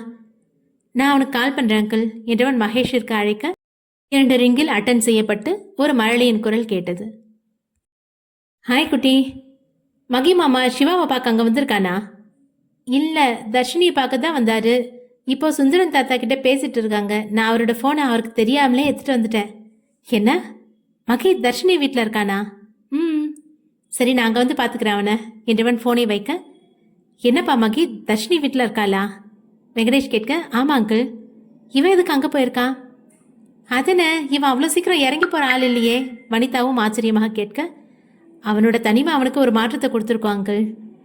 இனியாவது தர்ஷினி கூட சந்தோஷமா இருப்பானா? கண்டிப்பா இருப்பான் ஆண்டி. ஏதோ ஒரு வகையில் மகிக்கு தர்ஷினியை பிடிச்சதால தான் மேரேஜ் பண்ணிக்கிட்டான். கண்டிப்பா எந்த ஒரு சுச்சுவேஷன்லயும் தர்ஷினி அவன் தனியா விட மாட்டான். பாசமா இருந்தா பிரச்சனை இல்லை, ஆனா அதிகாரமா இல்ல கூட வச்சிருக்கான். அதை நினைச்சாதான் சங்கடமா இருக்குப்பா. நிச்சயமா மாறுவான் அங்கிள். சரிப்பா நேரமாவது, நீங்க வீட்டுக்கு கிளம்புங்க. உங்களை நம்பியும் 2 பொண்ணுங்க காத்துட்டு இருப்பாங்கல்ல. வனிதா சொல்ல, ஃபோன் பண்ணி சொல்லிட்டா ஆண்டி, மகியை பார்த்துட்டு வர லேட் ஆகும்னு. ஸோ கொஞ்சம் நேரத்துக்கு தேட மாட்டாங்க. சரி ஆண்டி நாங்கள் கிளம்புறோம். 2 பேரும் விடை பெற்று நேராக சிவாவின் வீட்டை நோக்கி பயணித்தனர். தர்ஷினியும் அன்னலட்சுமியும் சமைத்து முடிக்க குடத்திலிருந்து பேசிக் கொண்டிருந்த மாமனாரும் மருமகனும் டைனிங் டேபிளில் வந்து அமர்ந்தனர். தர்ஷினி ஒரு தட்டில் சாப்பாட்டை எடுத்து சோட்டா பீமுக்கு ஊட்டியவாறு குடத்திற்கு செல்ல, மகேஷுக்கு அன்னலட்சுமி பார்த்து பார்த்து பரிமாறவும் சில நாட்களாக சரியாக உணவு உட்கொள்ளாதவன் திருப்தியாக உண்டு முடித்தான். தர்ஷினி நீயும் வந்து சாப்பிடு. கொஞ்ச நேரம் போகட்டும்மா, நானே எடுத்து சாப்பிட்றேன். நீயே எடுத்து சாப்பிட்டா எப்படி சாப்பிடுவேன்னு எனக்கு தெரியும். வா வந்து உட்காரு, நான் பரிமாறுறேன் என அன்னலட்சுமி அழைக்க, நானே சாப்பிட்டுக்கிறேம்மா. பாரு சோடா பீம் இன்னும் சாப்பிட்டு முடிக்கல. அவனை நான் பார்த்துக்கிறேன். வயிற்று புள்ளதாச்சு, எவ்வளோ நேரம் சாப்பிடாம இருப்ப என்ன சொல்ல கை கழுவி கொண்டிருந்த மகேஷ் ஸ்தம்பித்து நிற்க, தர்ஷினியோ அவனை ஏறெடுத்து கூட பார்க்காமல் சோட்டா பீமுடன் டைனிங் டேபிளில் வந்து அமர்ந்தாள். என்னப்பா மாப்பிள்ள அப்படியே நிக்கிறீங்க? இன்னும் ஏதாச்சும் வேணுமா? மாமா அத்தை அத்தை இப்போ என்ன சொன்னாங்க? என்னம்மா சொன்ன? எதுவும் சொல்லிங்க. நீ என்னப்பா கேட்குற? தர்ஷினி புள்ளத்தாச்சி என வார்த்தை வராமல் நாக்கு குழற, நீ பதட்டப்படாம ரூம்ல போய் ரெஸ்ட் எடுப்பா. நான் அவளை நல்லா சாப்பிட வச்சு அனுப்புறேன். என்னைக்கும் இதுக்கு முன்னாடியே சாப்பிட்டுருவா. இன்னைக்கு தான் கொஞ்சம் லேட் ஆயிடுச்சு. இல்லை அது புள்ளத்தாச்சி. என்னப்பா சொல்ல வர? அம்மா எனக்கு பசிக்குது, சாப்பாடு வை. மாப்பிள்ள நீங்கள் போய் ரெஸ்ட் எடுங்க. அன்னலட்சுமி தர்ஷினியை கவனிக்க செல்ல, மகேஷ் தர்ஷினியை பார்த்தவாறு சில நொடிகள் நின்றிருந்தவன் வாசலில் சிவாவின் பேச்சு சத்தமும் தனது நண்பர்களின் அரவமும் கேட்க தன்னை நிலைப்படுத்திக் கொண்டவன் வாசலை நோக்கி நகர்ந்தான். என்னடா பேய் அரைஞ்ச மாதிரி வந்துட்டு இருக்க? சிவா கேட்க, நத்திங். இந்த கவர்ல இழந்த பழம் இருக்கு. தர்ஷினி ரொம்ப பலவீனமா இருக்கா, அவளுக்கு இது பிடிக்காது. எப்படியாவது வற்புறுத்தி சாப்பிட வச்சிரு. அப்பதான் என்னோட மருமக ரொம்ப ஆரோக்கியமா வந்து பிறப்பா என்றவன் கவரை நீட்ட, காட்வினும் பிரவீனும் தனது நண்பனை சற்றென்று திரும்பி பார்க்க மகேஷ் எவ்வித சலனமும் இன்றி கவரை கையில் வாங்கினான். மகி உங்ககிட்ட கொஞ்சம் பேசணும் பிரவீன் சொல்ல, தர்ஷினி விஷயம் உங்களுக்கும் தெரியும் அப்படிதானே? நண்பர்கள் இருவரும் அமைதியாக, என்னடா தர்ஷினி விஷயம்? சிவா தெரியாமல் கேட்க, ஒன்றும் இல்லை. என்னடா மறைக்கிறீங்க? 3 பேரோட முகமும் சரியில்லையே. நம்ம மாடிக்கு போய் பேசலாம் வாங்க என முன்னே நடக்க மற்ற மூவரும் அவனின் பின்னே சென்றனர். மாடிக்கு சென்ற பின்னும் நண்பர்கள் மூவரும் அமைதியாக நிற்க சிவாவிற்கு தான் கடுப்பாக இருந்தது. பொறுத்து பொறுத்து பார்த்தவன் அங்கு நிற்க மனமின்றி மாடியிலிருந்து கீழே இறங்க முற்பட, நீ எங்கடா போற? பிரவீன் கேட்க, பேசணும்னு கூட்டிட்டு வந்துட்டு 3 பேரும் இப்படியே நின்னா என்னடா அர்த்தம்? சரி சொல்கிறேன் வா, இந்த விஷயத்தில் உன்னோட ஹெல்ப்பும் ரொம்ப அவசியம் எங்களுக்கு. பரவாயில்லையே, என்னோட ஹெல்ப் உங்களுக்கு தேவைப்படுதே. டேய் விஷயம் கொஞ்சம் பெருசுடா. ஒருத்தர் செத்துட்டான். அவனோட கூட்டாளியை பிடிக்கிறது ஒன்றும் அவ்வளோ கஷ்டம் இல்லை. ஆனால் அவனுங்களோட பிளானை தடுக்கணும். இந்நேரம் மகிக்கு ப்ராப்ளத்தை கொடுக்கறது மாதிரி ஏதாவது ஒரு விஷயத்த கண்டிப்பாக பண்ணியிருப்பானுங்க. வாட் ப்ராப்ளமா? காட்வின் நடந்த விஷயங்களை அரைக்குறையாக சொல்ல சிவாவிற்கு அதிர்ச்சியாக இருந்தது. என்னடா சொல்றீங்க, இவ்வளோ விஷயம் நடந்திருக்கா? இனி மிச்சம் இருக்கிறது அந்த ஈஸ்வர் ஒருத்தன் தான். ஆனால் அவன்கிட்ட யாரெல்லாம் டீலிங் வச்சிருக்காங்கன்னு நமக்கு தெரியாது. பிரவீன் சொல்ல, அவனுக்கெல்லாம் அவ்வளோ தைரியம் இல்லை. அதனால தனியாக எந்த விஷயத்துலையும் தலையிட மாட்டான். இந்நேரம் எங்கேயாவது தலைமறைவாகி இருப்பான் என்றான் மகேஷ். தலைமறைவா? எப்படி, மண்ணுக்குள்ளையா? இருக்கலாம். கடைசியில் அவனையும் விட்டு வைக்கலையாடா? அப்போ அஸ்வந்தோட டெத்து நான் தான் காரணம். எப்படிடா? நாங்கள் தான் வீடியோ பார்த்தோமே. அவனை தானே மரத்தில் காரை கொண்டு போய் அடிச்சான். அவனுக்கு அந்தளவு போதை கொடுத்ததே என்னோட ஆளுங்க தான். டேய், என்னடா பேசுறீங்க? நத்திங் மச்சி, ஒன்றும் இல்லாத விஷயத்துக்கு ஒன்னையும் இழுத்துட்டு வந்துட்டோம். இனி உன்னோட ஹெல்ப் எங்களுக்கு தேவைப்படாது. டேய் பரதேசிங்களா, ஒன்று என்ன நடந்ததுன்னு சொல்லுங்க, இல்லைன்னா என்ன பண்ணி தொலைச்சிங்கனாவது சொல்லுங்கடா. இப்படி ரெண்டும் இல்லாமல் எவ்வளோப்பட்ட விஷயத்த சொல்லி என்னை பைத்தியக்காரனாக்காதீங்க. நண்பர்கள் மூவரும் சிரிக்க சிவாவிற்கு இவர்களின் வாயிலிருந்து எதையும் வர வைக்க முடியாது என்று உணர்ந்தவன் மூவரையும் முறைத்து பார்த்து மாடியை விட்டு கீழே இறங்கி சென்றான். அடுத்த நொடி மூவருக்கும் இடையே பெரும் அமைதி நிலவ மகேஷ் தன் நண்பர்களை ஏக்கமுடன் பார்த்து கொண்டிருந்தான். அவர்களுக்கும் அவன் தவிப்பு புரிந்தாலும் அவனே முதலில் இறங்கி வரட்டும் என இருவரும் அமைதி காத்தனர். சிவா மாடியிலிருந்து இறங்கி வருவதை பார்த்த சோட்டா பீம் அவனை நோக்கி ஓட அவன் பின்னே வந்த தர்ஷினி வாசலில் நின்றாள். என்னம்மா, சாப்பிட்டியா? ஆமாண்ணா, சோட்டா பீமும் சாப்பிட்டாச்சு. என் சிங்கக்குட்டி சாப்பிட்டு முடிச்சிட்டிங்களா? நீ போய் படுமா, அவங்க பேசிட்டு வரதுக்கு டைம் ஆகும்னு நினைக்கிறேன். சரிண்ணா. அப்புறம் அண்ணி நல்லா இருக்காங்க தானே? ரொம்ப நல்லா இருக்காம்மா. கூடவே பாப்பாவும் ரொம்ப ஆரோக்கியமாக இருக்கா. நான் இன்னைக்கு அவங்கள பார்க்கவே இல்லை. ஹாஸ்பிட்டல் போய் வர லேட் ஆயிடுச்சுல்ல, டயர்டில் படுத்துட்டு கிடந்தா. நானே அதனால தான் டிஸ்டர்ப் பண்ணலை. பரவாயில்லண்ணா, நாளைக்கு வந்து பார்த்துக்கிறேன். நீ போய் தூங்கு, நானும் கிளம்புறேன் என்றவன் சோட்டா பீமை தூக்கி தன் தோள் மேல் வைத்து தன்னுடைய வீட்டை நோக்கி சென்றான். தர்ஷினி மகேஷின் வருகைக்காக சிறிது நேரம் கூடத்திலேயே காத்திருந்தாள். தான் எதற்காக அவனுக்கு வேண்டி காத்திருக்க வேண்டும் என்ற எண்ணம் தோன்றினாலும் எழுந்த அறைக்கு போக மனம் வரவில்லை. என்ன மதர்ஷி, இன்னும் படுக்க போகாமல் இங்கே உட்காந்துட்டு இருக்க? அது வந்துப்பா, அவர் இன்னும் வரல. அப்படியா? ஃப்ரெண்ட்ஸ் கூட என்னம்மா பேசிட்டு இருக்காரு? பரவாயில்லம்மா, நிதானமாக வரட்டும். நீ போய் படு, நான் இங்கே உட்காந்துருக்கேன். மாப்பிள்ளை வந்து ரூமுக்கு அனுப்பி வைக்கிறேன். இல்லைப்பா, நீங்கள் போய் படுங்க. எனக்கு தூக்கம் வரல, நான் அவருக்காக வெயிட் பண்ணுறேன். தூக்கம் வரலனாலும் போய் படுமா. டாக்டர் சொன்னது ஞாபகம் இருக்குல்ல, நீ ரொம்ப பலவீனமாக இருக்க. அதனால உன் உடம்புக்கு ரெஸ்ட் ரொம்ப முக்கியம். போய் படு. சரிப்பா என்றவள் எழுந்த அறைக்குள் போக சுந்தரம் தன் மருமகனின் வருகைக்காக கூடத்தில் காத்திருந்தார்.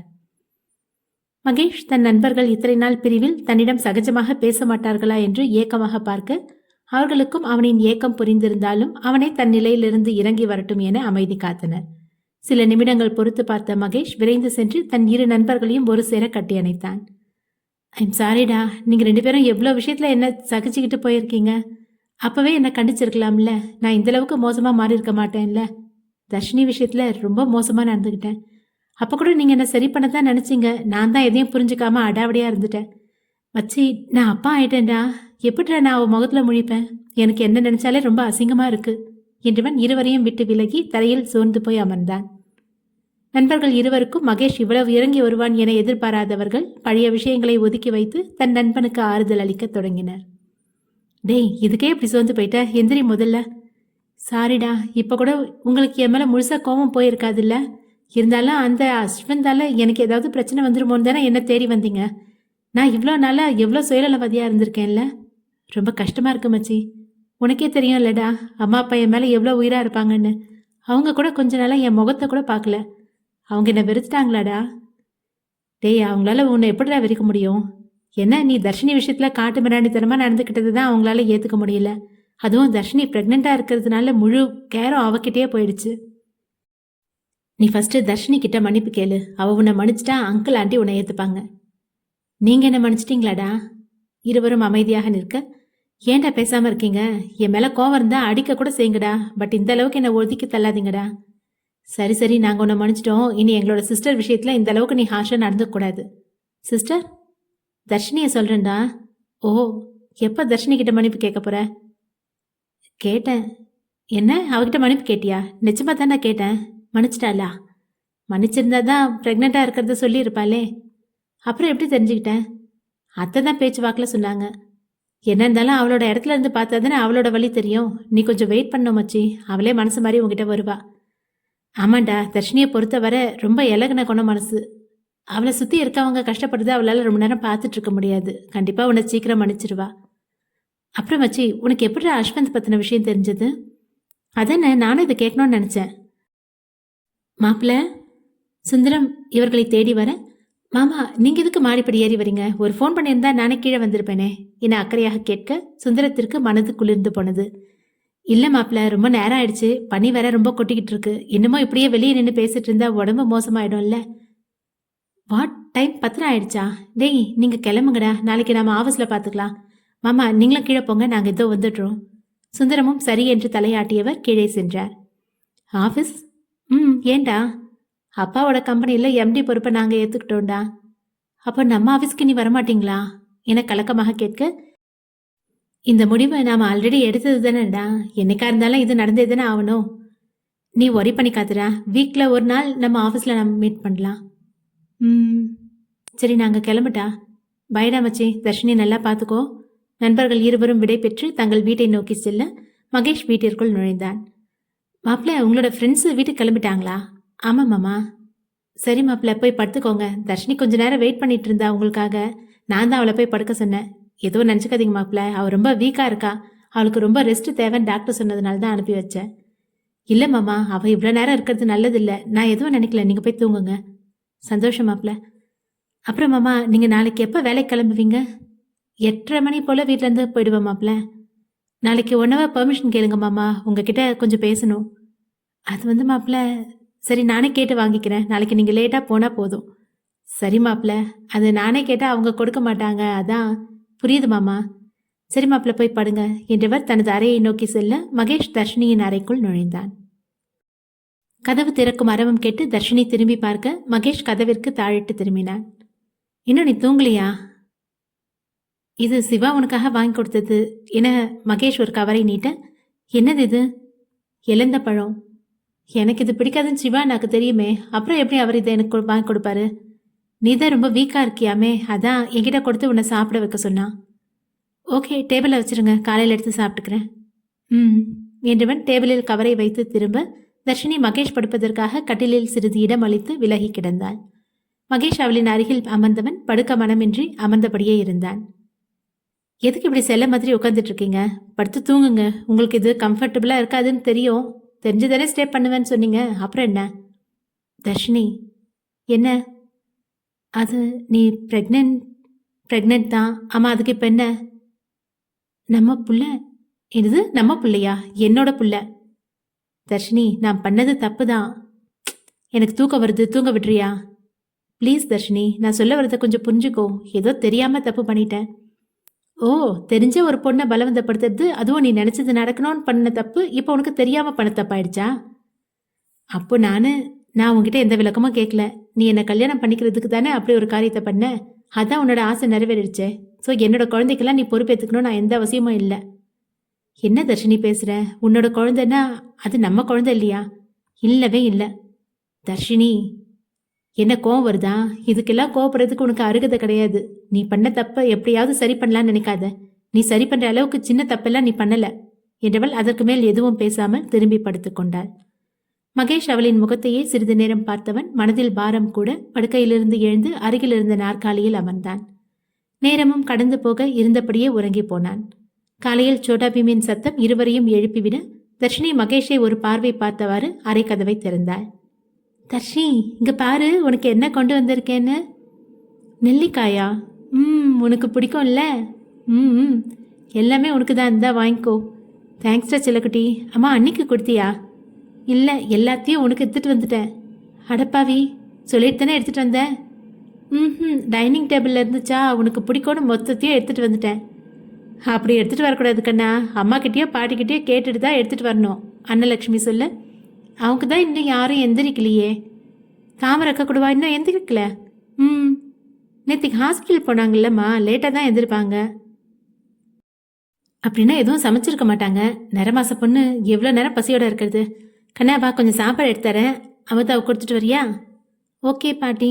தர்ஷி நீ ப்ரஷ் பண்ணிவிட்டு ரெடியாயிரு, எனக்கு பசிக்குது. நான் கொடுத்துட்டு ஓடி வந்துடுறேன், நம்ம சேர்ந்து சாப்பிட்லாம். சரிடா செல்லும். சோட்டா பீம் சாப்பாட்டு பையை வாங்கி தன் வீட்டை நோக்கி ஓடியவன் மறுநொடியே தர்ஷினியின் வீட்டை நோக்கி ஓடி வந்தான். என்னடா கண்ணா, எதுக்கு இப்படி ஓடி வர? பாட்டி அங்க அம்மா அழுறாங்க என மூச்சை வாங்கியபடி கூற அன்னலட்சுமி சிவாவின் வீட்டை நோக்கி விரைந்தார். கூடவே சோட்டாவியும் அவர் பின்னே சென்றான். அங்கே அறையில் அமிர்தா பிரசவ வலியில் அழுதபடி இருக்க தாமரையும் அப்பொழுதுதான் அமிர்தாவின் சத்தம் கேட்டு அவள் அறைக்கு ஓடி வந்தார். பரதனும் சிவாவும் காலையிலேயே வேலைக்கு கிளம்பியிருந்ததால் வீட்டில் ஆண்கள் இல்லாது இருந்தனர். கண்ணா, மகி மாமாவை சீக்கிரம் போய் கூட்டிட்டு வாடா.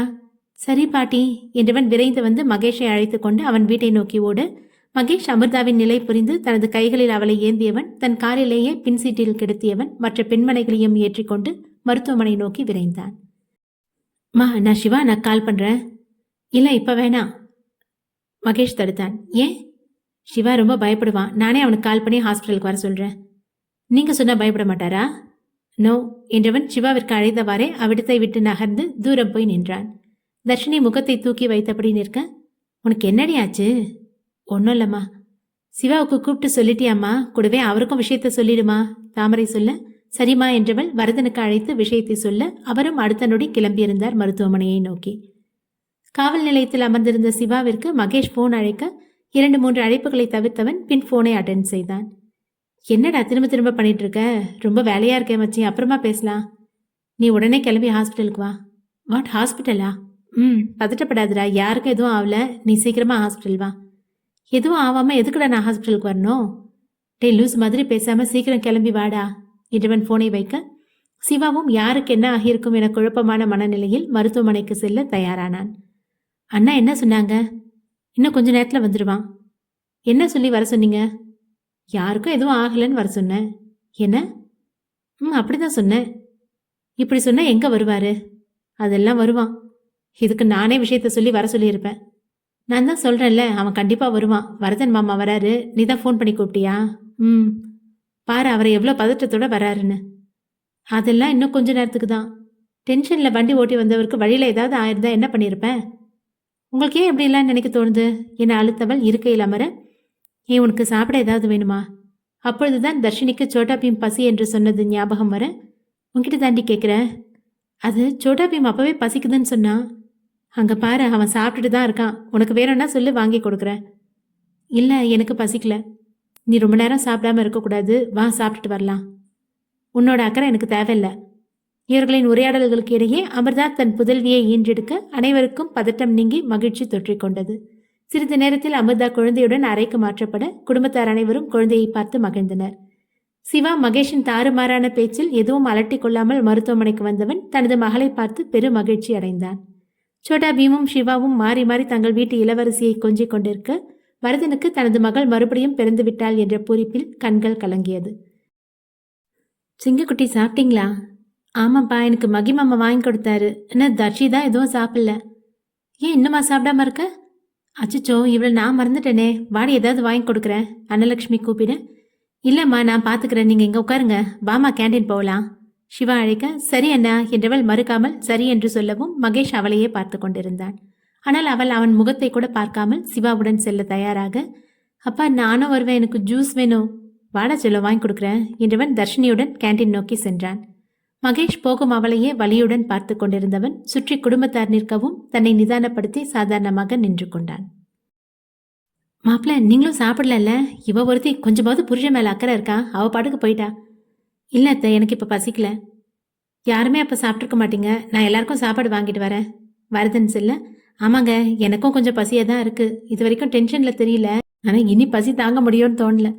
இப்போ சொல்லு மக்கி, வாப்பா நம்ம போய் இவங்களுக்கு எல்லாம் சாப்பாடு வாங்கிட்டு வரலாம். சரி என்றவன் வரதனுடன் கேண்டீனுக்கு செல்ல ஒரு டேபிளில் சிவா சோட்டா பீமுடன் தர்ஷினி அமர்ந்து சாப்பிட்டு கொண்டிருந்தாள்.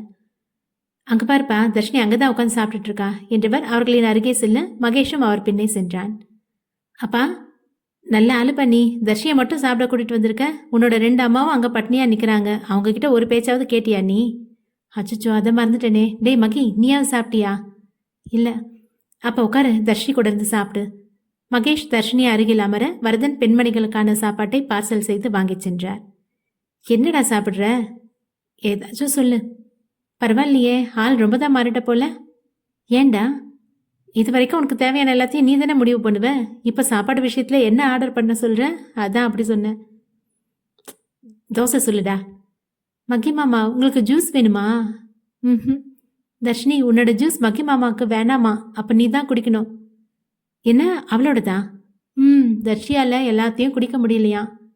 அதெல்லாம் அவ குடிப்பா. எப்படி குடிக்க? இது 3வது கிளாஸ். சாப்பிட்ற விஷயத்துல யாராவது இப்படி கணக்கு வச்சு சாப்பிடுவாங்களா? இவ்வளோ நேரம் பசியா இருந்திருக்க. ஸோ பாப்பா ரொம்ப டயர்டா இருக்கும். அதனால எல்லாத்தையும் சாப்பிட்டு தான் எழும்பணும். சிவா வற்புறுத்த. என்ன பாப்பா டயர்டா இருக்குமா? மகேஷ் சிரிக்க, தர்ஷினி அவளை முறைக்க, நீ என்னடா எப்படி சிரிக்கிற? நத்திங் என்றவன் சாப்பாட்டில் கவனம் செலுத்த, சிவா இருவரையும் தனித்து விட்டு தன் மகனை தூக்கி கொண்டு மருத்துவமனைக்குள் நுழைந்தான். தர்ஷினிக்கு ஒரு அளவிற்கு மேல் சாப்பிட முடியாமல் நெளிந்து கொண்டிருக்க, இன்னும் சாப்பிடலையா? நானே சாப்பிட்டு முடிச்சிட்டேன். என்னால் சாப்பிட முடிஞ்சா நான் சாப்பிட மாட்டேனா? அளவுக்கு மீறி வாங்கி தந்தா என்னால் எப்படி சாப்பிட முடியும்? சரி, சாப்பிட்டது போதும், அந்த ஜூஸையாவது குடி. என்னோட வயிற்றுல துளி கூட இடம் இல்லை. அண்ணா பில். கேண்டீன் பாய் எடுத்து வந்து கொடுக்க, சிவா நான் கொடுக்காமல போனாங்க. உங்க 2 பேருக்குமான பில் தான் அக்கா இது.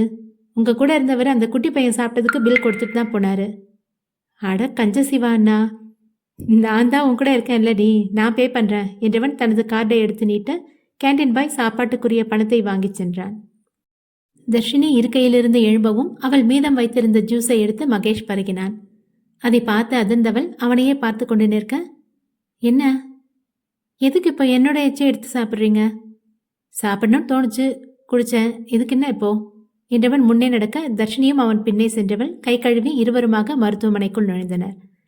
சிவாவின் குழந்தையை பார்ப்பதற்காக பிரவீன் குடும்பமும் காட்வின் குடும்பமும் மருத்துவமனைக்கு வந்திருந்தனர். தேவிகா தர்ஷினியை பார்த்ததும் அவள் கையை பிடித்து தனியே அழைத்து போக, பார்த்து இழுத்துட்டு போடி என்றான் பிரவீன். நாங்கள் இருக்கிறதால உங்கள் சிஸ்டருக்கு எதுவும் ஆயிடாதுங்க. சிஸ்டருக்கு எதுவும் ஆகாது, ஆனால் அவங்களுக்குள்ள இருக்க பாப்பாவுக்கு ஏதாவது ஆயிடுச்சுன்னா? என்ன பாப்பாவா? அப்போ இவ பிரெக்னெண்டா இருக்காளா? ஏன் உன்னோட ஃப்ரெண்டு உங்ககிட்ட சொல்லலை? இல்லைங்க என்றவள் தர்ஷினியின் கையை விட்டு கோபமாக திரும்பிக் கொள்ள, இப்போ உங்களுக்கு சந்தோஷமா என்றாள் தர்ஷினி. எனக்கு என்னம்மா தெரியும், நீ அவகிட்ட சொல்லியிருப்பேன்னு நினச்சேன். போங்கண்ணா. ஏய் தேவி, சாரிடி, உங்ககிட்ட சொல்லக்கூடாதுன்னெலாம் இல்லை, டென்ஷனில் மறந்துட்டேன்டி. போடி, என்கிட்ட பேசாத. மறந்துட்டாலாம், மறக்கக்கூடிய விஷயமா இது? என கோபித்து கொண்டே அந்த அறையை விட்டு வெளியே செல்ல, தர்ஷினி தன் தோழியை சமாதானப்படுத்தும் பொருட்டு அவள் பின்னே சென்றாள். அதற்குள் தர்ஷினியின் விஷயம் மகேஷின் நண்பர்கள் குடும்பத்தாருக்கு தெரிய அவர்களும் மனமகிழ்ந்து இருவரையும் வாழ்த்தி சிவாவின் குழந்தையை சிறிது நேரம் கொஞ்சியவர்கள் மருத்துவமனையை விட்டு வெளியேறினர். இன்னைக்கு உனக்கு என்னடி ஆச்சு? எப்போ பார்த்தாலும் மூஞ்சி தூக்கி வச்சுட்டே இருக்க? அன்னலட்சுமி கேட்க, தேவி என் கூட சண்டை போட்டுட்டு போயிட்டா. அப்புறம் என்ன எப்படி சந்தோஷமா இருக்க சொல்ற? ஏண்டி, நீ பிரெக்னென்ட் ஆகி 1 வாரத்துக்கு மேலே ஆகுது, இது வரைக்கும் இந்த விஷயத்த அந்த பிள்ளைகிட்ட நீ சொல்லலையா? அப்படின்னா அவள் கோவம் தானே படுவா. சரி, அது பிரச்சனை இல்லை, நான் அவளை எப்படியாவது சமாதானப்படுத்திடுவேன். இப்போ நான் வீட்டுக்கு கிளம்பிட்டா, எனக்கு இங்கேயே இருக்கிறதுக்கு ஒரு மாதிரி இருக்கு. சரி, நீ வீட்டில் போய் ரெஸ்ட் எடு. இது மாப்பிள்ளையை கூட்டிகிட்டு போக சொல்கிறேன். ஏன்னா அவர் கூட போகணும்? வேற யார் கூட போகிறதா இருக்க? பேசாமல் எழுந்து போடி என்றவர் மகேஷுடன் தர்ஷினியை அனுப்பி வைக்க, இருவருமாக வெளிவந்த நேரம் சுந்தரம் அறக்க பறக்க மருத்துவமனையை நோக்கி ஓடி வந்தார். மாமா, என்ன மாப்பிள்ள, என்ன ஆச்சு? அமிர்தா பிள்ளை இப்போ நல்லா தானே இருக்கு? ஆமாம் மாமா, அம்மாவும் பொண்ணும் ரொம்ப நல்லா இருக்காங்க. பொண்ணு பிறந்திருக்கா? ஆமாம் மாமா, டெலிவரி ஆகி 2 மணி நேரம் ஆகுது. என்னப்பா இப்போ வந்திருக்கீங்க? யாராவது என்கிட்ட விஷயத்த சொன்னீங்களா? At least phone பண்ணியாவது சொல்லியிருக்கலாம்ல. பால் வாங்க போயிட்டு வீட்டுக்கு வந்து பார்க்குற யாரையும் காணோம். சரி, சிவா வீட்டில் தான் இருப்பீங்கன்னு நானும் வெயிட் பண்ணி இவ்வளோ நேரம் இருந்தேன். அப்புறம் தான் அக்கம் பக்கத்தில் உள்ளவங்ககிட்ட கேட்டு தெரிஞ்சுக்கிட்டு அடுத்த நிமிஷமே இங்கே ஓடி வரேன். நீங்கள் போய் பாருங்க மாமா, நாங்கள் வீட்டுக்கு கிளம்புறோம். அப்புறம் மாமா, நீங்கள் சாப்பிட்டீங்களா? இல்லை மாப்பிள்ள. சரி, நீங்கள் போங்க மாமா, நான் கேண்டீன் பாய் கிட்ட ரூம் நம்பர் சொல்லி சாப்பாடு அனுப்பி வைக்கிறேன். சரி மாப்பிள்ள என்று புன்னகைத்தவாறு அமிர்தாவின் அறையை நோக்கி சென்றார். மகேஷ் முதலில் கேண்டீனுக்கு சென்று ஃபுட் ஆர்டர் செய்து அறைக்கு அனுப்பி வைத்த பின்னே தர்ஷினியை அழைத்து கொண்டு வீட்டிற்கு சென்றான். பயணம் ஆரம்பித்த சிறிது நேரத்திலேயே தர்ஷினி இருக்கையில் அமர்ந்தவாறு கண்மூடி உறங்கிவிட்டிருந்தாள். மகேஷ் அவளையும் ரோட்டியும் பார்த்தவாறு பயணித்தவன் சிறிது நேரத்தில் வீடு வந்து சேர்ந்தான். அவள் உறங்கிக் கொண்டிருக்க தன்னவளை தன் கைகளில் ஏந்தி படுக்கை அறைக்கு வந்தான். படுக்கையில் கெடுத்தவும் தன் உணர்வு பெற்றவள் உறக்கம் கலைந்து எழுந்து அமர்ந்தாள். இங்க எதுக்கு என்ன கூட்டிட்டு வந்த? வேற எங்க கூட்டிட்டு போக சொல்ற? என்னோட ரூம் கீழே இருக்கு. இது நம்மளோட ரூம். எனக்கு இங்க இருக்க விருப்பம் இல்ல என்றவள் எழுந்து போகவும் அவளின் கையை பிடித்து தடுத்தான். இவ்வளோ ஃபாஸ்டா எங்கடி போற? எங்க வீட்டுக்கு? வா, குட்டிக்காக தானே அங்க நின்ன. இப்பதான் அவனுக்கு தங்கச்சி பாப்பா பிறந்துருச்சு. அவ கூடவே அவன் டைம் ஸ்பெண்ட் பண்ணிக்கிட்டோம். கையை விடு.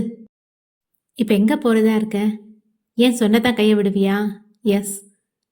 கீழே இருக்க என்னோட ரூமுக்கு தான் போறேன். இப்ப கையை விடு, எனக்கு வேற ரொம்ப டயர்டா இருக்கு.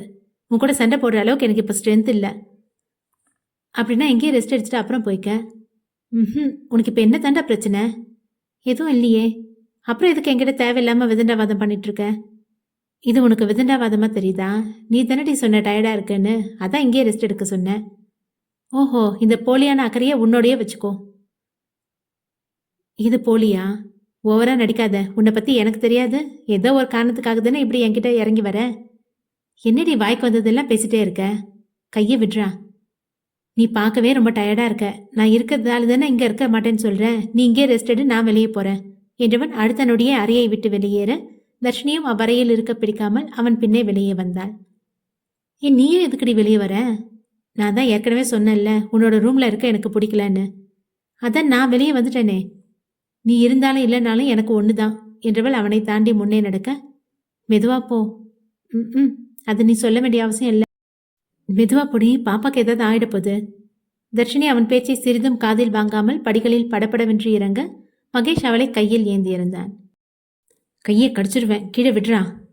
நோ என்றவன் அவளுடனேயே படிகளில் இறங்க வேலையாட்கள் மகேஷின் செயலில் ஆச்சரியமாக அவனை பார்த்து நின்றிருந்தனர். அந்நேரம் வனிதாவும் அறையிலிருந்து வெளிவர தன் மகன் மருமகளை கையில் ஏந்தியபடி இருவரும் வாதாடிய நிலையில் வந்து கொண்டிருப்பதை பார்க்க அவருக்குமே ஆச்சரியமாகத்தான் இருந்தது. நீ எல்லாரும் பார்க்குறாங்கடா, கீழே விடு. ம் இப்படி என்னை கீழே விடல, நிஜமாவே கடிச்சு வச்சிருவேன். மகேஷ் அவளின் கோபத்தில் சிவந்த முகத்தை பார்த்து புன்னகைத்தபடி மேலும் பேசாமல் அமைதியாக வர, மகி என வெங்கடேஷ் கோபமாக அழைத்தார். சொல்லுங்கப்பா என்றவன் அவர் முன்னே வந்து நிற்க தர்ஷினி அவன் கைகளில் இருந்து இறங்கி நின்றாள். உனக்கு உடம்புக்கு எதுவும் இல்லையேம்மா? இல்லை மாமா, நல்லதான் இருக்க. அப்போ எதுக்கு இவன் இப்படி? இதை கேட்கறதுக்கு உங்களுக்கு ரைட்ஸ் இல்லைன்னு நினைக்கிறேன்ப்பா. அவளை டச் பண்ண உனக்கு தாண்டா ரைட்ஸ் இல்லை. இதை சொல்றதுக்கு உங்களுக்கு அசிங்கமா இல்லை? Dharshini my wife. இது உனக்கு இப்போதான் ஞாபகம் வருதா? மாடு மாதிரி போட்டு அடிக்கும் போது ஞாபகம் வரல? புள்ள தப்பு பண்ணா சொல்லி திருத்தாம அதையே சுட்டி காட்டி பேசுறது உங்களுக்கு நல்லதுன்னு படுதா? ஆமா, 5 வயசு புள்ள தப்பு பண்ணிட்டான், அவன்கிட்ட பேசி திருத்துறதுக்கு. ஏய் வனி, இவனை எங்கேருந்து போக சொல்லு. 5 வயசுல திருத்துனீங்களாப்பா? இல்லையே, நான் செய்யறதெல்லாம் குட்டுன்னு சொல்லி பாராட்டினீங்களே. அன்னைக்கு நடந்த விஷயமே வேறப்பா. அந்த இடத்துல யாரா இருந்தாலும் நிச்சயமா கோவதான் படுவாங்க. நான் இந்த அளவுக்கு அடமெண்டா வளர்ந்ததுக்கு நீங்களும் ஒரு காரணம் தான். பாத்தியாம்மா வனி, உன் புள்ள செஞ்ச தப்ப எப்படி திசை திருப்பி என் மேல போடுறான்னு? அவன் சொல்றது நிஜம்தாங்க. அவன் சின்ன வயசுல பிடிவாதம் பிடிக்கும் போதே நாம கண்டிச்சிருக்கணும். வளர வளர மாறிடுவான்னு அப்படியே விட்டது நம்ம தப்பு தான். நீ என்னடி அப்படியே உன் புள்ள பக்கம் சாஞ்சிட்ட? அவன் தான் இப்ப மாறிட்டானே, செஞ்ச தப்புக்கு வேற மன்னிப்பும் கேட்டுட்டான். ஓ, உன் புள்ள 4 வார்த்தை இறங்கி பேசினதும் உன் மருமக அன்னைக்கு அடிபட்டு துடிச்ச துடிப்பு உன் கண்ணில இருந்து மறைஞ்சு போயிடுச்சுல. என்னால அதெல்லாம் அவ்வளோ சீக்கிரம் மறக்க முடியாது என்றவர் வெளியேற, என்னங்கண்ணா அவனை பத்தி பேசுறதா இருந்தா எதுவும் பேசாத. இப்போ சிவா பிள்ளைய பார்க்க வரியா இல்லையா? வரேங்க என்றவள் தனது மகன் மருமகளுடன் சிறு தலையசைப்புடன் விடைபெற்றவள் கணவனுடன் சேர்ந்து மருத்துவமனை நோக்கி சென்றார். தர்ஷினியும் அவள் அறைக்கு செல்ல மகேஷும் அவள் பின்னே சென்றான். மகேஷ் எதுவும் பேசாமல் கதவை தாளிட்டு படுக்கையில் வந்து அமர்ந்தான். எதுக்கு நான் இங்க வந்து உட்கார்ற? என்னை நிம்மதியா ஒரு நிமிஷம் கூட இருக்க விட மாட்டியா? இங்க வா, என் பக்கத்துல வந்து உட்காரு என மென்மையாக அழைக்க தர்ஷினி அசையாத அவ்விடத்திலேயே நின்றிருந்தாள். வாடி என உரிமையாக அழைக்க தர்ஷினி முகத்தை திருப்பிக் கொண்டாள். நீயாவே வந்தனா என் பிள்ளைய மட்டும் தொட்டு பார்த்துட்டு கெஸ் பண்ணிட்டு விட்டுடுவேன். இதே நான் எழுந்து வந்தா என்னடா பண்ணுவ? இனி உன்னால என்ன பண்ண முடியும்? ஏன் இது வரைக்கும் நீ பண்ணதுக்கு உனக்கு பத்தல? என்னை எமோஷனலாகி கத்தவும் ஏற்கனவே இருந்த உடல் தளர்வில் மயங்கி சரிந்தாள். மகேஷ் ஓடிச் சென்று தன்னவள் தரையில் விழும் முன்னே கையில் ஏந்தியிருந்தான். பதட்டமானவன் மறுநிமிடம் தன்னைத்தானே திடப்படுத்தி தர்ஷினியை கட்டிலில் கிடத்தியவன் மருத்துவருக்கு அழைக்க அவரும் சிறிது நேரத்தில் வந்து தனது பரிசோதனையை தொடங்கினார். என்ன டாக்டர், ஏன் திடீர்னு மயங்க விழுந்துட்டா? இவங்க ரொம்ப வீக்கா இருக்காங்க, நான் ஏற்கனவே சொல்லி தானே விட்டுருந்தேன். இருந்தும் எதுக்கு இவ்வளோ கவனக்குறைவா இருக்கீங்க? சாரி டாக்டர், இனி அப்படி ஆகாம பாத்துக்கிறேன். It's okay. இனி உங்க விஷயத்துல ரொம்ப கேர் பண்ணி பாத்துக்கோங்க. நிறைய தண்ணி குடிக்க சொல்லுங்க. அப்புறம் இன்னும் கொஞ்ச நேரத்துல அவங்களாவே எந்திரிச்சிருவாங்க. நான் கொடுத்த டானிக் எல்லாம் ஒழுங்கா குடிக்கிறாங்க தானே? ஆமா டாக்டர், ஒழுங்கா குடிக்கிறா. இனியும் தவறாம குடிக்க வச்சிடுறேன். சரி என்ற டாக்டரும் தனது பரிசோதனையை முடித்து அங்கிருந்து வெளியேறினார். மகேஷ் தன்னவள் கண்விழிக்கும் நேரத்திற்காக அவள் அருகே அமர்ந்திருந்தான். சிறிது நேரத்திற்கு பின் தர்ஷினிக்கு உணர்வு வர கண்களை திறந்து பார்த்தவளின் முன் மகேஷ் நின்றிருந்தான். இன்னும் நீ இங்கிருந்து போலியா என சோர்வுடன் கேட்க, காட், கண்ணு முழிச்சிட்டியா? இந்தா எழுந்து இந்த ஜூஸை குடி. எனக்கு வேணாம், ரொம்ப டயர்டா இருக்கடி. என் மேல இருக்க கோவத்தை என் குழந்தை மேல காட்டாத. இது என்னோட குழந்தை மட்டும்தான். சரி, அந்த பேச்சை விடு, ஃபர்ஸ்ட் இதை வாங்கி குடி. தர்ஷினி எதுவும் பேசாமல் அமைதியாக இருக்க மகேஷ் டம்ளரை அவளின் வாயின் அருகே கொண்டு சென்றான். என்ன பண்ற? எதுவும் பேசாம குடி என்றவன் வற்புறுத்தி வாயில் திணிக்க தன் குழந்தையின் நலன் கருதி மேலும் மறுக்காமல் பருகிக் கொண்டாள். இப்பவாது இங்கிருந்து கிளம்புறியா? எதுக்கு நீ என்ன கிளப்புறதுலே குறியா இருக்க? ஏன்னா உன் முகத்தை பார்க்கவே எனக்கு பிடிக்கல. ஆன்சர் கிடைச்சிடுச்சுல, கிளம்பு. தர்ஷினி ப்ளீஸ், என் மேல நீ கோவப்படுறது நியாயம்தான். அதுக்காக என்னை இக்னோர் பண்ணாத. நான் செஞ்ச தப்புக்கு ஏதாவது பனிஷ்மெண்ட் வேணா கூட கொடுத்துக்கோ. எதுவா இருந்தாலும் செய்யறேன். பனிஷ்மெண்ட்? அப்படின்னா நீ உன்னோட அப்பாவோட கம்பெனி பொறுப்பை எடுத்துக்கணும். வாட்? செய்ய முடியாதுல்ல, ஸோ என் கண்ணு முன்னாடி வராத. பண்றேன்டி. தர்ஷினி வியப்புடன் பார்க்க, பண்றேன்னு தான் சொன்னேன். என்னைக்கா இருந்தாலும் அதையும் நான் தானே பார்த்துக்கணும். விவி சாஃப்ட்வேர் சொல்யூஷனை அப்பாவோட கம்பெனியோட மெர்ஜ் பண்ணிக்கிறேன். என்ன நீ இவ்வளோ சீக்கிரமா ஒத்துக்கிட்ட? என குரலில் கோபம் எழ கேட்க, எதாடி பனிஷ்மெண்ட்? உன்னோட மாமனாருக்கு ரொம்ப ஓவரா தான் சப்போர்ட் பண்ற. அப்படியே அவர்கிட்ட டாக்குமெண்ட்டையும் ரெடி பண்ண சொல்லிடு. என்ன டாக்குமெண்ட்? அப்பா கம்பெனியா இருந்தாலும் சும்மா போய் எம்டி சீட்ல உட்கார முடியாது. அதுக்கான சில ப்ரொசீஜர் இருக்கு. நீ அப்பா கிட்ட டாக்குமெண்ட் மட்டும் ரெடி பண்ண சொல்லு, அவருக்கு புரியும். இப்பவாது என்ன மன்னிச்சியா? நோ. நீ சொன்ன பனிஷ்மெண்ட் தான் பண்றேன்னு சொல்லிட்டேன்ல, அப்புறம் என்னடி? பனிஷ்மெண்ட்னா நீ ஃபீல் பண்ணணும். அப்படி ஒரு பனிஷ்மெண்ட் தான் உனக்கு நான் கொடுப்பேன். ஓகே, அது எதுவாக இருந்தாலும் இப்பவே சொல்லிடு, இன்னைக்கே முடிச்சிடலாம் என உற்சாகமாக கூற, என்னை கூட்டிட்டு போய் அம்மா வீட்டில் விடு. விட்டுட்டு? விடு, அது வரைக்கும் போதும். போதும்னா எப்போ வரதா இருக்க என்றவனுக்கு கோபம் கொஞ்சம் எட்டி பார்க்க, சொல்லிடி, எப்போ வரதா இருக்க? எனக்கு இங்கே வர பிடிக்கல. ஏன்னு தெரியல, ஆனால் இங்கே இருக்கவே எனக்கு மூச்சு முட்டுது. சரி, அப்போ கிளம்பு, நம்ம 2 பேரும் அங்கேயே தங்கலாம். என்ன நீயுமா என அதிர்ந்து கேட்க, எனக்கு உன் கூட இருக்கணும். நம்ம குழந்தை கூட நிறைய மனசு விட்டு பேசணும். உன்னை அக் பண்ணிட்டு தூங்கணும். நம்ம குழந்தைக்கு தினமும் ஒரு கிஸ் கொடுக்கணும். இதெல்லாம் நீ பக்கத்தில் இருந்தால் தானே பண்ண முடியும். தர்ஷினிக்கு இவ்வார்த்தைகள் மனதில் குதூகலத்தை உண்டாக்கினாலும் அதை முழுதும் ஏற்றுக்கொள்ள முடியாமல் ஏதோ ஒன்று நெருடலாகவே இருந்தது. இருந்தும் மகேஷின் அதிரடியான மாற்றமும் அவளுக்கு ஆச்சரியத்தை தான் கொடுத்தது. எதுவும் பேசாமல் மகேஷின் முகத்தையே பார்த்து கொண்டிருக்க, அவனோ அவள் அருகில் மிகவும் நெருங்கி வந்தவன் தன்னவளின் நெற்றியில் காதலாக முத்தமிட்டான். அம்முத்தம் அன்றொரு நாள் அசோகன் ஏற்படுத்திய காயத்தில் கொடுத்த முத்தத்தை தர்ஷினிக்கு நினைவுபடுத்த, இன்றும் அதே மென்மையோடு முத்தமிடுபவனை விழி விரித்து பார்த்தாள். என்ன எப்படி பார்க்குற? நீ என்னை விரும்பிதான் கட்டிக்கிட்டியா? அப்படியும் வச்சுக்கலாம். அப்புறம் ஏன் நீ என்ன அவ்வளோ கஷ்டப்படுத்தின என்றவளின் கண்களில் கண்ணீர் வழிய, சாரிடி, அது நீ எனக்கு கிடைக்காம போயிடுவியோன்னு தான். என்கிட்ட நீ நல்ல விதமா நடந்துக்கிட்டாலே நம்ம கல்யாணத்துக்கு நான் மனசார சம்மதிச்சிருப்பேனே. ஏன்டா இப்படி பண்ண? ஏன்னா எனக்கு மறக்க முடியாத காயத்தை கொடுத்த. உன்னை பார்க்க பார்க்க அந்த நினைப்பு தான் கண்ணு முன்னாடி வந்து அருவருப்ப வைக்குது. உன்னை பார்க்கவே பிடிக்க மாட்டேங்குது. உன்னை பார்க்க சுத்தமா பிடிக்கல. என் கண்ணு முன்னாடி நிக்காத, போயிடு. ரிலாக்ஸ் டி, எமோஷனல் ஆகாத. இது நம்ம பாப்பாவுக்கு ஆபத்து. என்ன, நான் உன் கண்ணு முன்னாடி நிக்க கூடாது அதானே நீ விரும்புற? நான் வரல, போயிடுறேன். நம்ம பிள்ளைய பத்திரமா பார்த்துக்கோ என்றவன் மீண்டும் ஒரு முத்தத்தை அவளின் நெற்றியில் பதித்து கண்கள் கலங்கியபடியே அறையை விட்டு வெளியே வந்தான். வாகனத்தை இலக்கில்லாமல் ஓட்டிக் கொண்டிருந்தவனின் மனக்கண்ணில் தர்ஷினி கடைசியாக சொன்ன வார்த்தையே திரும்ப திரும்ப ஓடிக்கொண்டிருக்க, மனத்தை கல்லாக்கி ஒரு முடிவை எடுத்தவன் சுந்தரத்தின் வீட்டை நோக்கி சென்றான். அவர்களும் அந்நேரமே மருத்துவமனையிலிருந்து வந்திருந்தனர். தனது மருமகன் மட்டும் தனியே வருவதை பார்த்து அவன் பின்னே தர்ஷினியை தேட, நான் மட்டும்தான் வந்திருக்கேன் அத்தை. தர்ஷினியை என்னோட வீட்டுக்கு கூட்டிட்டு போயிட்டேன்.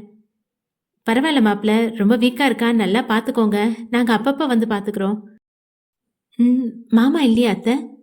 இருக்காருப்பா, இப்பதான் ஹாஸ்பிட்டல்ல இருந்து வந்தோம். கை கால் கழுவ பின்பக்கம் போயிருக்காரு. நீங்க உட்காருங்க மாப்பிள்ள, நான் அவரை வர சொல்றேன் என்றவர் விரைந்து சென்று சுந்தரத்தை கையோடு அழைத்து வர, மாப்பிள்ள, மாமா உங்ககிட்ட கொஞ்சம் பேசணும்னு சொன்னேனே. ஆமா மாப்பிள்ள, இப்ப சொல்லுங்க என்றவர் அவனின் எதிரே அமர, இந்த டாக்குமெண்ட்ல உங்களோட சைன் வேணும் மாமா. என்ன டாக்குமெண்ட் மாப்பிள்ள என புரியாமல் அந்த காகிதங்களை பார்க்க, நீங்களே பாருங்க. அண்ணா, என்னோட கண்ணாடியை எடுத்துட்டு வாமா. அறையின் உள்ளே இருந்த மூக்கு கண்ணாடியை எடுத்துக்கொண்டு சுந்தரத்திடம் கொடுக்க, அதை வாங்கி மாட்டிக்கொண்டவர் காகிதங்களை படித்து பார்த்து தன் முன்னே இருந்தவனை அதிர்ந்து போய் பார்த்தார். என்னங்க பேப்பர் இது? மாப்பிள்ள என்னோட நேம்ல ஒரு மெடிக்கல் ஷாப் வாங்கியிருக்காரு. என்ன, எதுக்கு மாப்பிள்ள இதெல்லாம்? இனி நீங்க அந்த ஹாஸ்பிட்டல்ல வேலை பார்க்க வேண்டிய அவசியம் இல்லை மாமா. இதே தெருமுனை முடிகிற இடத்துல தான் மெடிக்கல் ஷாப் இருக்கு. நீங்க நடந்து போயிட்டே வந்துடலாம். அது இல்லை மாப்பிள்ள, எதுக்கு இது? தினமும் அறக்க பறக்க தானே அங்கே ஓடுறீங்க. இருந்தும் அந்த இடத்துல உங்களுக்கு மதிப்பில்லை. ஸோ இனி உங்கள் கடைக்கு நீங்கள் தான் முதலாளி. யாரை கண்டு பயந்து போக வேண்டிய அவசியம் இல்லை. எனக்கு ரொம்ப சந்தோஷமா இருக்கு மாப்ள. எங்களுக்கு ஒரு பையன் இருந்திருந்தா கூட இப்படி யோசிச்சிருக்க மாட்டான் என அன்னலட்சுமி உணர்ச்சி வசப்பட்டு கூற, சரி மாமா நான் கிளம்புறேன். அத்தை போயிட்டு வரேன். என்னப்பா வந்த உடனே கிளம்புற? ஒரு காஃபி தண்ணி கூட போட்டு தரலையே என்றவர் சமையல் அறைக்கு போக, இல்ல வேணாம் அத்தை, வீட்ல இருந்து குடிச்சிட்டு தான் வரேன் என்றவன் விடை பெற்று தன் அலுவலகத்திற்கு வந்து சேர்ந்தான். சரியாக 1 மாதம் கடந்த நிலையில் வெங்கடேஷ் தனது அத்தனை பொறுப்புகளையும் மகேஷிடம் கொடுத்து அவனுக்கு பக்கபலமாக நின்றார். மகேஷ் தன்னுடைய கம்பெனியையும் அத்துடன் இணைத்து வேலையில் கவனமானான். ஆனால் இந்த 1 மாதமும் அவன் வீட்டிற்கு வரவும் இல்லை, தர்ஷினியின் கண் முன்னே போய் நிற்கவும் இல்லை. வேலை வேலை என்று அலைந்தவனுக்கு உடலும் பாதி இளைத்து போக வெங்கடேஷுக்கே தன் மகனின் நிலையை பார்த்து பரிதாபமாக இருந்தது. தர்ஷினி தன் போக்கிலே நாட்களை கடத்தி இருக்க அவளது கருவும் நன்முறையில் வளரத் தொடங்கியிருந்தது. வனிதா கண்ணும் கருத்துமாக தன் மருமகளை கவனித்துக் கொள்ள அன்னலட்சுமி அடிக்கடி பார்த்துவிட்டு சென்றார். உண்ட களைப்பில் படுத்திருந்தவளின் போன் அலற அதை அட்டென்ட் செய்து காதில் வைத்தாள் தர்ஷினி. ஹலோ தர்ஷினி, தேவிகா அழைக்க, ஏய் தேவி எப்படி இருக்க? பிரவீன் அண்ணா எப்படி இருக்காங்க? நல்லா இருக்கும். கூடவே இன்னொரு ஆளும் வந்துட்டாங்க. அவங்களும் நல்லா தான் இருக்காங்க. நான் பிரெக்னெண்டா இருக்கேன்டி. ஹேய் நிஜமாவா சொல்ற? வெக்கப்படுறியா? அது உங்க அண்ணா கிட்ட இன்னும் சொல்லலடி, எப்படி சொல்றதுன்னு தெரியல. ஏதாவது ஐடியா இருந்தா சொல்ல. இதுக்கு எதுக்குடி ஐடியா? வாய் திறந்து சொல்ல வேண்டியது தானே. அதுக்கு தான் கூச்சமா இருக்கே. எதுக்கு கூச்சமா இருக்கு? பிரவீன் அந்நேரம் வந்து கேட்க, அண்ணாவோட சவுண்டு கேட்குது, சரி நான் ஃபோனை வச்சிடுறேன், எப்படியாவது சொல்லிடு என்றவள் தனது ஃபோனை கட் செய்தாள். யாரு ஃபோன்ல? அப்புறம் எதுக்கு நீ கூச்சப்படணும்? தர்ஷினி கிட்ட தான் பேசிட்டு இருந்தேன். சரி இருக்கட்டும். அம்மா நீ ஏன் இன்னைக்கு ரொம்ப வித்தியாசமா தெரியுற? அது நானு. என்னடி இப்பதான் பேச கத்துக்கிற மாதிரி ஒவ்வொரு எழுத்தை இழுத்துட்டு இருக்க? என்னால் அது சொல்ல முடியாது, மெசேஜ் பண்றேன் என்றவள் டக் டக் என்று டைப் செய்து சென்ட் பண்ண அதை பார்த்தவனின் கண்கள் மின்ன அடுத்த நொடியே தன்னவளை தாவி அணைத்து கொண்டான். மேலும் சில நாட்கள் கடக்க சாராவும் கர்ப்பவதியானாள். காட்வின் இவ்விஷயத்தை பிரவீனுடன் பகிர, ரொம்ப சந்தோஷமா இருக்கு மச்சி, சாராவை நல்லா பார்த்துக்கோ, நீயும் தேவியை நல்லா பார்த்துக்கோடா. அதெல்லாம் சிறப்பா நடக்குது என புன்னகைத்தபடியே கூற, மகியை பார்த்து ரொம்ப நாள் ஆச்சுரா மச்சி. ஆமா, இன்னைக்கு பார்க்க போலாமா? கொஞ்ச நாளா ஆஃபீஸ்ல தான் ஸ்டே பண்றான் போல. அவனை நினைச்சா தாண்டா கவலையா இருக்கு. டோன்ட் வரி மச்சான், இன்னைக்கே பேசி எப்படியாவது வீட்டுக்கு அழைச்சிட்டு வந்துடலாம். வருவானா என்ன? கூப்பிட்ற மாதிரி கூப்பிட்டா கண்டிப்பா வருவான். சரி இனியும் டைம் வேஸ்ட் பண்ண வேணா, நீ கிளம்பு, நானும் இப்பவே கிளம்பிடுறேன். இரவு ஊழியர்கள் யாரும் இல்லாமல் ஒரே ஒரு வாட்ச்மேனுடன் விவி சாஃப்ட்வேர் சொல்யூஷன் என்ற பெயரில் மின்னிக் கொண்டிருந்த கட்டிடத்தின் முன் நண்பர்கள் இருவரும் வந்து நின்றனர். இருவருக்குமே மனதில் ஒருவித அமைதி பரவ மகேஷின் பர்சனல் அறையை நோக்கி சென்றனர்.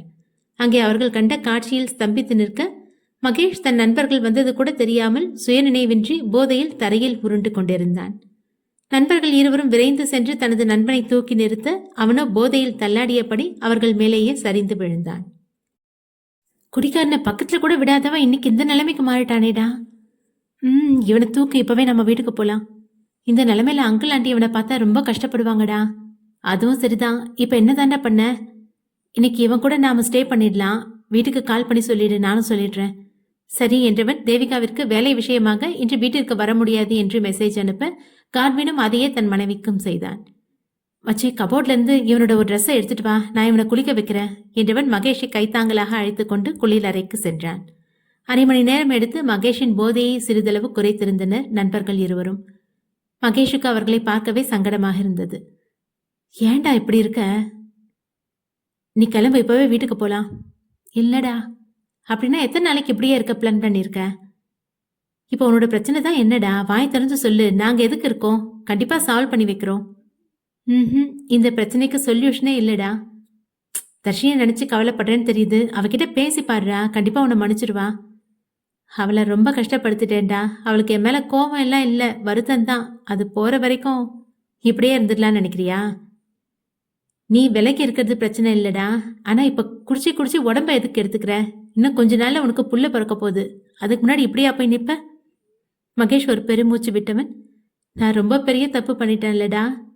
நண்பர்கள் இருவரும் அமைதியாக இருக்க, அப்ப நீங்க எடுத்து சொல்லும் போது எனக்கு புரியலடா, ஆனா இப்ப ரொம்ப வலிக்குது மச்சி. தர்ஷினி முன்னாடி போய் நிக்கவே அசிங்கமா இருக்கு. அதுவும் இல்லாம ரொம்ப பயமா வேற இருக்குடா. கடைசி வரைக்கும் இப்படியே என்னை விட்டு ஒதுங்கி இருந்துருவாளோன்னு. தர்ஷினி ரொம்ப நல்ல பொண்ணு மச்சி, உன்னை கண்டிப்பா மன்னிப்பா. நீ அதே நினைச்சு உன்னோட உடம்ப கெடுத்துக்காத. நாளைக்கு காலையில் நாம வீட்டுக்கு போலாம். இல்லடா, என்னை பார்த்தாலே தர்ஷினி ரொம்ப எமோஷனல் ஆகிறா.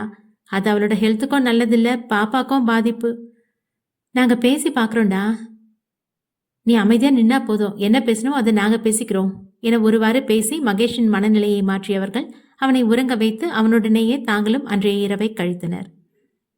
காலையில் கண்விழித்த தர்ஷினி அறையிலிருந்து வெளியே வர பக்கத்தில் இருந்த வெங்கடேஷன் அறையிலிருந்து வனிதாவின் அழுக்குரல் கேட்க அங்கே விரைந்து சென்றாள். அறையில் மகேஷின் பெயர் அடிபட்டு கொண்டிருக்க உள்ளே செல்ல மனம் இல்லாமல் கதவருகே நின்றிருந்தாள்.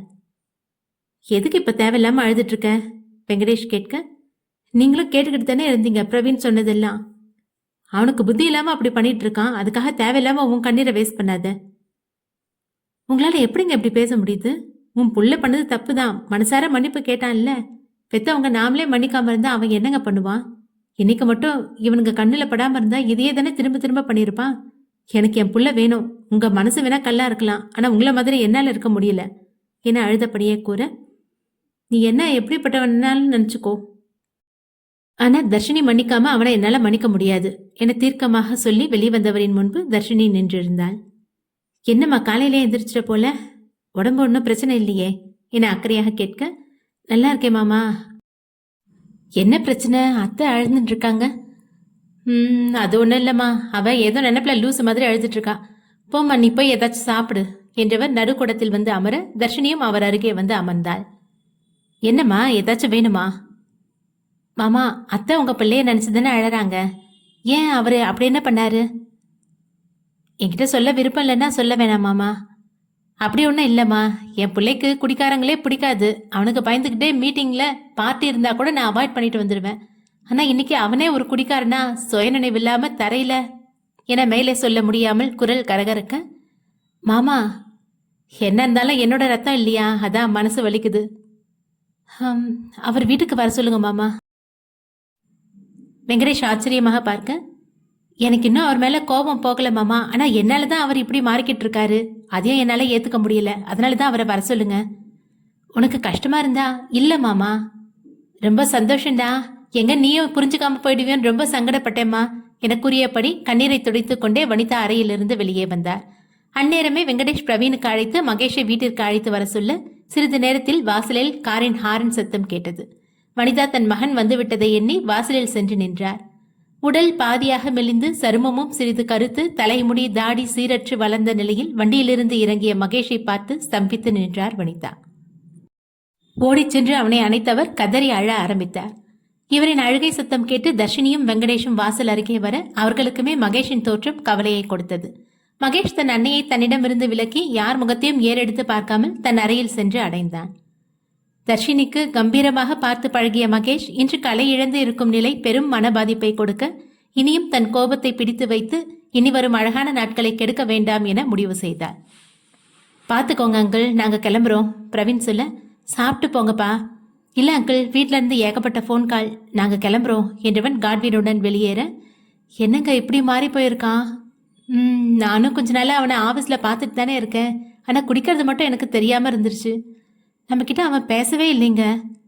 குற்ற உணர்ச்சியில இருக்கான். சீக்கிரமா சரியாயிடுவாமா. எதுவுமே சாப்பிட்டுருக்க மாட்டான். நான் போய் ஏதாவது எடுத்துட்டு வரேன் என்றவர் சமையல் அறையை நோக்கி திரும்ப, அத்தை நான் கொடுக்குறேன். என்னம்மா சொன்ன? நானே அவருக்கு சாப்பாடு கொடுக்குறேன் அத்தை. ஐயோ ரொம்ப சந்தோஷமா, இரு எடுத்துட்டு வரேன். கட்டிலில் படுத்திருந்த மகேஷ் தன் அருகில் யாரோ வருவதை உணர்ந்து தன் தாய்தான் என நினைத்தவன் அப்படியே கண்கள் மூடி படுத்திருந்தான்.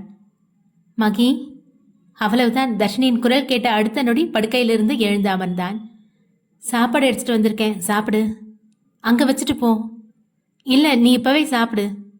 நோ தர்ஷினி, நீ யாருக்காகவும் நடிக்கணும்னு அவசியம் இல்லை. ஸோ சாப்பாட்டை வச்சுட்டு போ. எனக்கு தோணும் போது எடுத்து சாப்பிட்டுக்கிறேன். நான் நடிக்கிறேனா? என்னோட பேரண்ட்ஸ்க்காக தானே நீ இப்படியெல்லாம் பண்ற. உன்னோட கரிசனை எனக்கு வேண்டாம். நான் எதுக்குடா உன் பேரண்ட்ஸ்க்காக நடிக்கணும்?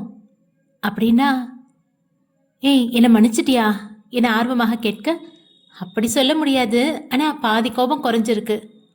அப்போ மிச்ச கோபமும் போகணும்னா நான் என்ன பண்ணணும்னு சொல்லு. இப்பவே அதையும் பண்ணிடுறேன். என்னையும் பிள்ளையும் நல்லா பார்த்துக்கிட்டேன்னா மிச்ச கோபமும் குறைய சான்ஸ் இருக்கு என எங்கேயோ பார்த்தபடி கூற மகேஷ் விரைந்து வந்து தன்னவளை அணைத்திருந்தான். தேங்க்ஸ் டி, ரொம்ப ரொம்ப தேங்க்ஸ். எங்க இன்னும் என்ன தண்டிச்சிருவியோன்னு ரொம்ப பயந்துட்டே இருந்தேன் என தர்ஷினியை கைவளைவில் வைத்தபடி கண் கலங்கினான். நானும் உங்ககிட்ட தேங்க்ஸ் சொல்றேன்டா. எதுக்கு நீ என்றவன் விலகி நின்றவாறே அவளின் முகம் பார்க்க, அப்பாவுக்கு மெடிக்கல் ஷாப் வச்சு கொடுத்துருக்கியே அதுக்கு தான். அது என்னோட கடமை என்றவன் கட்டிலில் அமர்ந்து தர்ஷினியை தன் மடியில் அமர்த்தி கொள்ள, என்ன பண்ற? எதுக்கு இப்போ இவ்வளோ டென்ஷன் ஆகுற? விடு என்ன முதல்ல. ம், எனக்கு பசிக்குது, விடு போய் சாப்பிடணும். ஏய், இன்னும் நீ சாப்பிடாமல இருக்க? காலையில் சாப்பிட்டேன், ஆனால் இப்போவும் பசிக்குது. மணி இப்போ 9 தானடி ஆகுது. காலையில் எப்போ சாப்பிட்ட? 8 மணி போல தான் சாப்பிட்டேன். அதுக்குள்ளவா பசி வந்துருச்சு?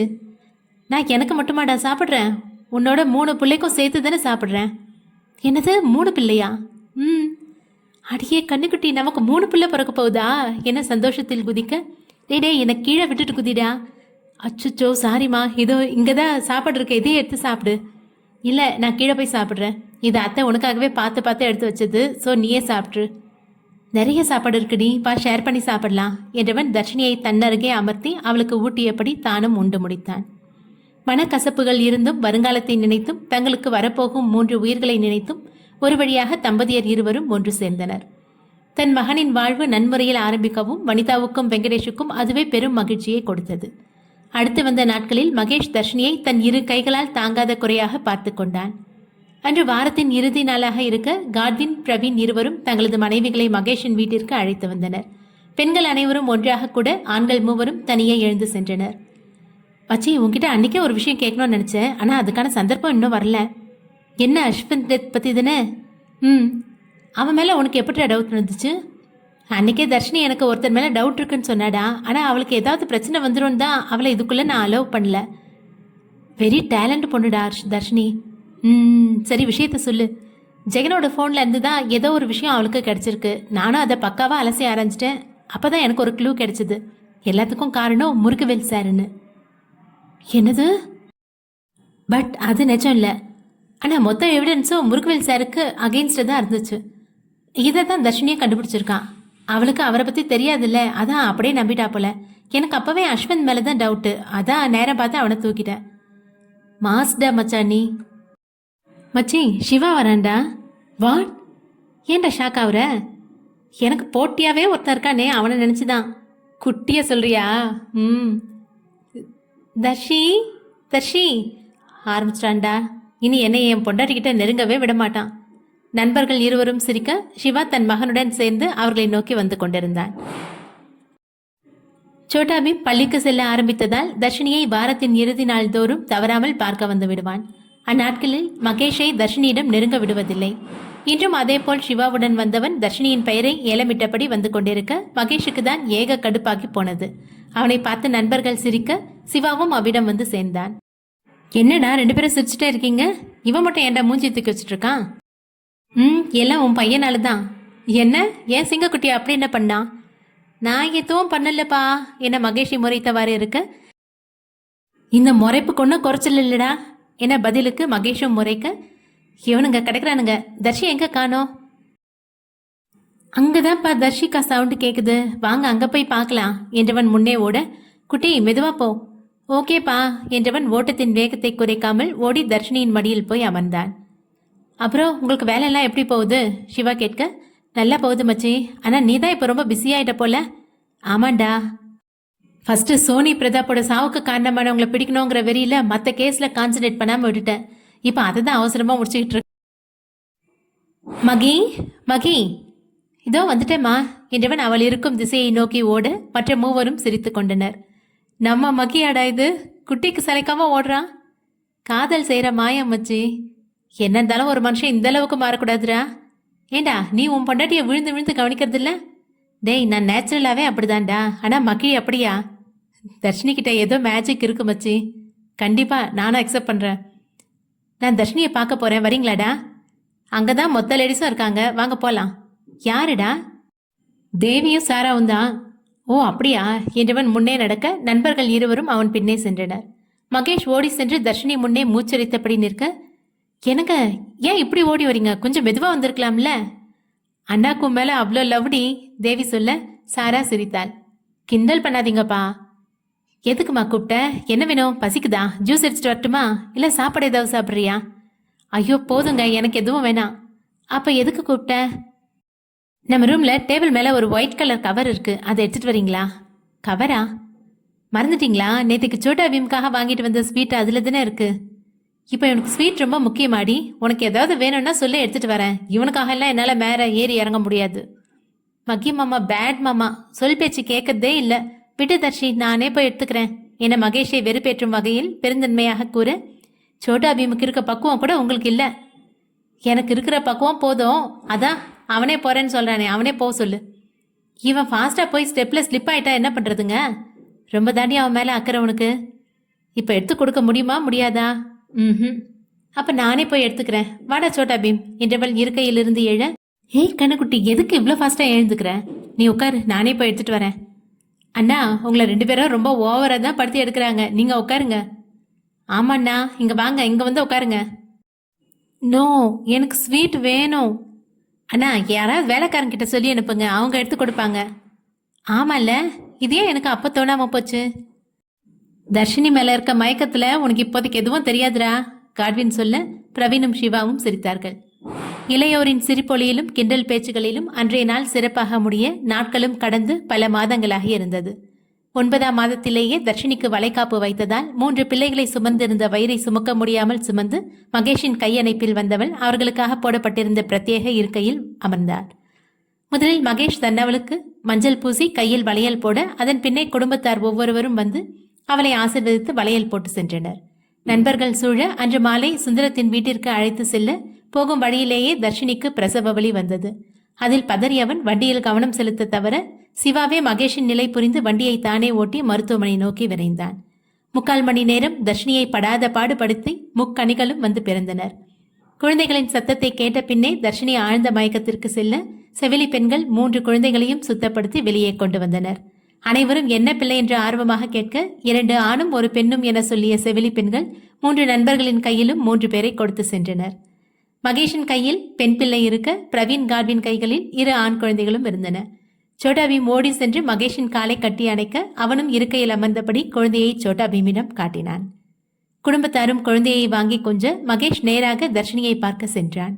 தர்ஷினி அப்பொழுதுதான் கண் விழித்து பார்க்க, தன் முன்னே கண்கள் கலங்கியபடி தன்னவன் நின்றிருப்பதை காண இயலாமல் கைகளை அசைத்து தன்னிடம் அழைக்க, அடுத்த நொடியே விரைந்து வந்தவன் தன்னால் முடிந்த அளவு இறுக்கி தர்ஷினியை கட்டி அணைத்தான். டேய், உடம்பெல்லாம் வலிக்குதுடா. அச்சுச்சோ, சாரிடி, ஏதோ எமோஷன்ல வந்துட்டேன். ரொம்ப வலிக்குதாடி என்றவன் பதறி விலக, பிள்ளைங்க உன்னை போலயே ரொம்ப கியூட்டா இருக்காங்க. அதுவும் நம்ம பொண்ணு இருக்காளே, சொல்லவே வேணாம், உன்னைதான் உரிச்சு வச்சிருக்கா.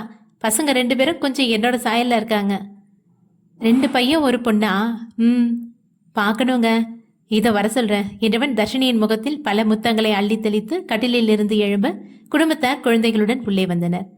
தர்ஷினி தான் பெற்ற செல்வங்களை பார்த்ததும் அனுபவித்த வலி மொத்தமும் உடம்பை விட்டு போனது போல இருக்க பிள்ளைகளை கையில் ஏந்தி முத்தமிட்டாள். பிரவீன் இந்த பொன்னான நிமிடங்களை தனது கேமராவில் பதிவு செய்து கொண்டான். 5 வருடங்களுக்கு பிறகு வீடு அல்லோல கல்லோலப்பட்டு கொண்டிருக்க பொறுத்து பொறுத்து பார்த்த தர்ஷினி தன் 3 வானரங்களையும் மகேஷிடம் ஒப்படைத்து தயாராக சென்றாள். 3 பிள்ளைகளும் மகேஷின் பேச்சுக்கு மறுபேச்சு பேசாமல் அவன் சொற்படியே தர்ஷினி எடுத்து வைத்த உடைகளை தாங்களே அணிந்து கொண்டனர். தர்ஷினியும் ரெடியாகி அறையிலிருந்து வெளிவர அவளைப் போலவே பெண் பிள்ளை அக்ஷயாவும் உடை அணிந்திருக்க, மகேஷை போல் கோட் சூட்டுடன் யாதவ் மாதவ் இருவரும் தந்தையைப் போலவே உடை அணிந்து வந்து நின்றனர். வெங்கடேஷ் வனிதா இருவருக்கும் தன் மகனின் குடும்பத்தை இந்நிலையில் பார்க்க கண்கள் 2 போதவில்லை. அம்மா அப்பா ரெடியா என பெண் பிள்ளையை கைப்பிடித்து அழைத்து வந்தபடியே கேட்க, ஆண் பிள்ளை இருவரும் தர்ஷினியின் ஒவ்வொரு கையை பிடித்தவாறே வந்து கொண்டிருந்தனர். ரெடிப்பா. தங்கங்களா, தாத்தா பாட்டி கூட வரீங்களா? 3 பேரும் சரி என்று தலையாட்டியவர்கள் தங்களது தாத்தா பாட்டியுடன் ஒரு காரில் செல்ல, ஃபைல் எடுத்தியா? ஃபைல் நேற்றுக்கு நைட் உங்ககிட்ட சொன்னேன் இல்லடி, அதை பத்திரமா எடுத்து வச்சுக்கோன்னு. நீங்கள் சொல்லவே இல்லை. பிள்ளைங்களை பார்க்குற கவனத்தில் புருஷன் சொல்கிறத காதில் ஏற்றிக்காத. போய் எடுத்துட்டு வா. தர்ஷினி முகத்தை திருப்பி கொண்டவள் அறைக்குள் செல்ல மகேஷும் அவள் பின்னே சென்றவன் கதவை தாழிட்டு தர்ஷினியை இறுக கட்டி அணைத்தான். என்ன பண்ற என குரலில் கோபமும் வெட்கமும் கலந்து கேட்க, உன்கிட்ட இப்படி க்ளோஸா நின்று எவ்வளோ நாள் ஆச்சு, அதுக்காக கிளம்புற நேரத்தில் இப்படியா? போடி, என்னோட ஃபீலிங்ஸ் உனக்கு புரியவே மாட்டேங்குது என்றவன் அவளின் முதுகுப்புறத்தில் முத்தம் கொடுக்க சிறிது நேரம் கிறங்கி நின்றவள் தன்னை சுதாரித்து விலகினாள். ஏண்டி என ஏக்கமாக பார்க்க, வந்து வச்சுக்கலாம், இப்போ எல்லாரும் நமக்காக வெயிட் பண்ணிட்டு இருப்பாங்க, வாங்க கிளம்பலாம். இப்போ இப்படி சொல்லிட்டு அப்புறம் உன்னோட பசங்க 2 பேரையும் பாடி கார்டு மாதிரி முன்னாடி நிறுத்தக்கூடாது. என்னடி சிரிக்கிற? தர்ஷினி அவன் அருகே நெருங்கியவள் அவனின் இதழில் தன் முத்தத்தை அழுத்தமாக பதித்து விலக, ஏய் தர்ஷினி என தன்னை மறந்து அழைக்க, டைம் போயிட்டே இருக்குங்க, கிளம்பலாம். நண்பர்கள் மூவரும் கட்டி எழுப்பிய இலவச மருத்துவமனை திறப்பு விழாவிற்கு பல தொழிலதிபர்களும் அரசியல்வாதிகளும் வந்திருக்க கோலாகலமாக விழாவும் தொடங்கியது. இவ்விழாவிற்கே மகேஷின் குடும்பம் தயாராகி வர மற்ற நண்பர்கள் கூட்டமும் அவர்களுடன் இணைந்தனர்.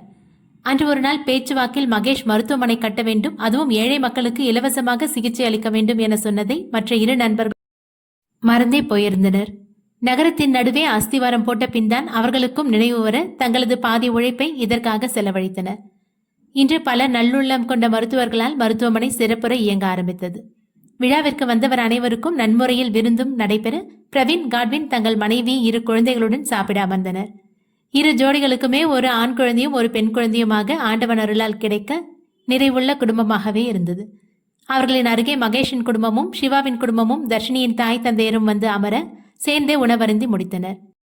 இதற்கிடையில் மகேஷின் தாய் மாமன்களில் ஒருவரான வசந்தன் தன் மகள் கனிகாவை மனம் முடித்து கொடுத்தவர் சில நாட்களிலேயே தனிமை வாட்ட மகளுடனேயே தனது மனைவி அமுதாவுடன் வெளிநாட்டில் செட்டில் ஆகிவிட்டார். அவர்களுமே தற்சமயம் இந்தியா வர முடியாத காரணத்தால் தங்களது வாழ்த்தை வீடியோ காலின் மூலம் மகேஷுக்கும் அவனின் நண்பர்களுக்கும் தெரிவித்தனர். நேரமும் மாலையாகிவிட விழாவும் சிறப்புற முடிந்து அனைவரும் இரவு உணவுக்காக ஒரு பெரிய ரெஸ்டாரண்டிற்கு சென்றனர். இப்பொழுதெல்லாம் சோட்டா பீம் தர்ஷினியின் மீதான அன்பு அப்படியே திரும்பி அவளின் புதல்வி அக்ஷயாவிடம் செலுத்த ஆரம்பித்தான். இதற்குமே மகேஷுக்கும் சோட்டா பீமுக்கும் அடிக்கடி வாக்குவாதம் நடந்து கொண்டேதான் இருந்தது. இன்றும் அதேபோல் சாப்பாட்டு இருக்கையில் அமர அக்ஷயாவின் புறம் யார் இருப்பது என ஒரு வாக்குவாதம் நடந்து கொண்டிருந்தது. இறுதியில் அக்ஷயா தான் இருவரையும் சமாதானப்படுத்தி தனது ஒரு புறம் தந்தையையும் மறுபுறம் சோட்டா பீமையும் அமர்த்தி கொண்டாள். இவர்களின் கலாட்டாவை பார்த்தபடியே குடும்பத்தார் மகிழ்ச்சியுடன் சாப்பிட்டு முடித்து தங்கள் வீட்டிற்கு போய் தஞ்சமடைந்தனர். அனைவரின் வாழ்வும் பல சிக்கல்களில் இருந்து திசை திரும்பி மகிழ்ச்சி வழியில் சென்று கொண்டிருக்க நாமும் இவர்களிடமிருந்து இத்துடன் விடை பெறுவோம். முற்றும்.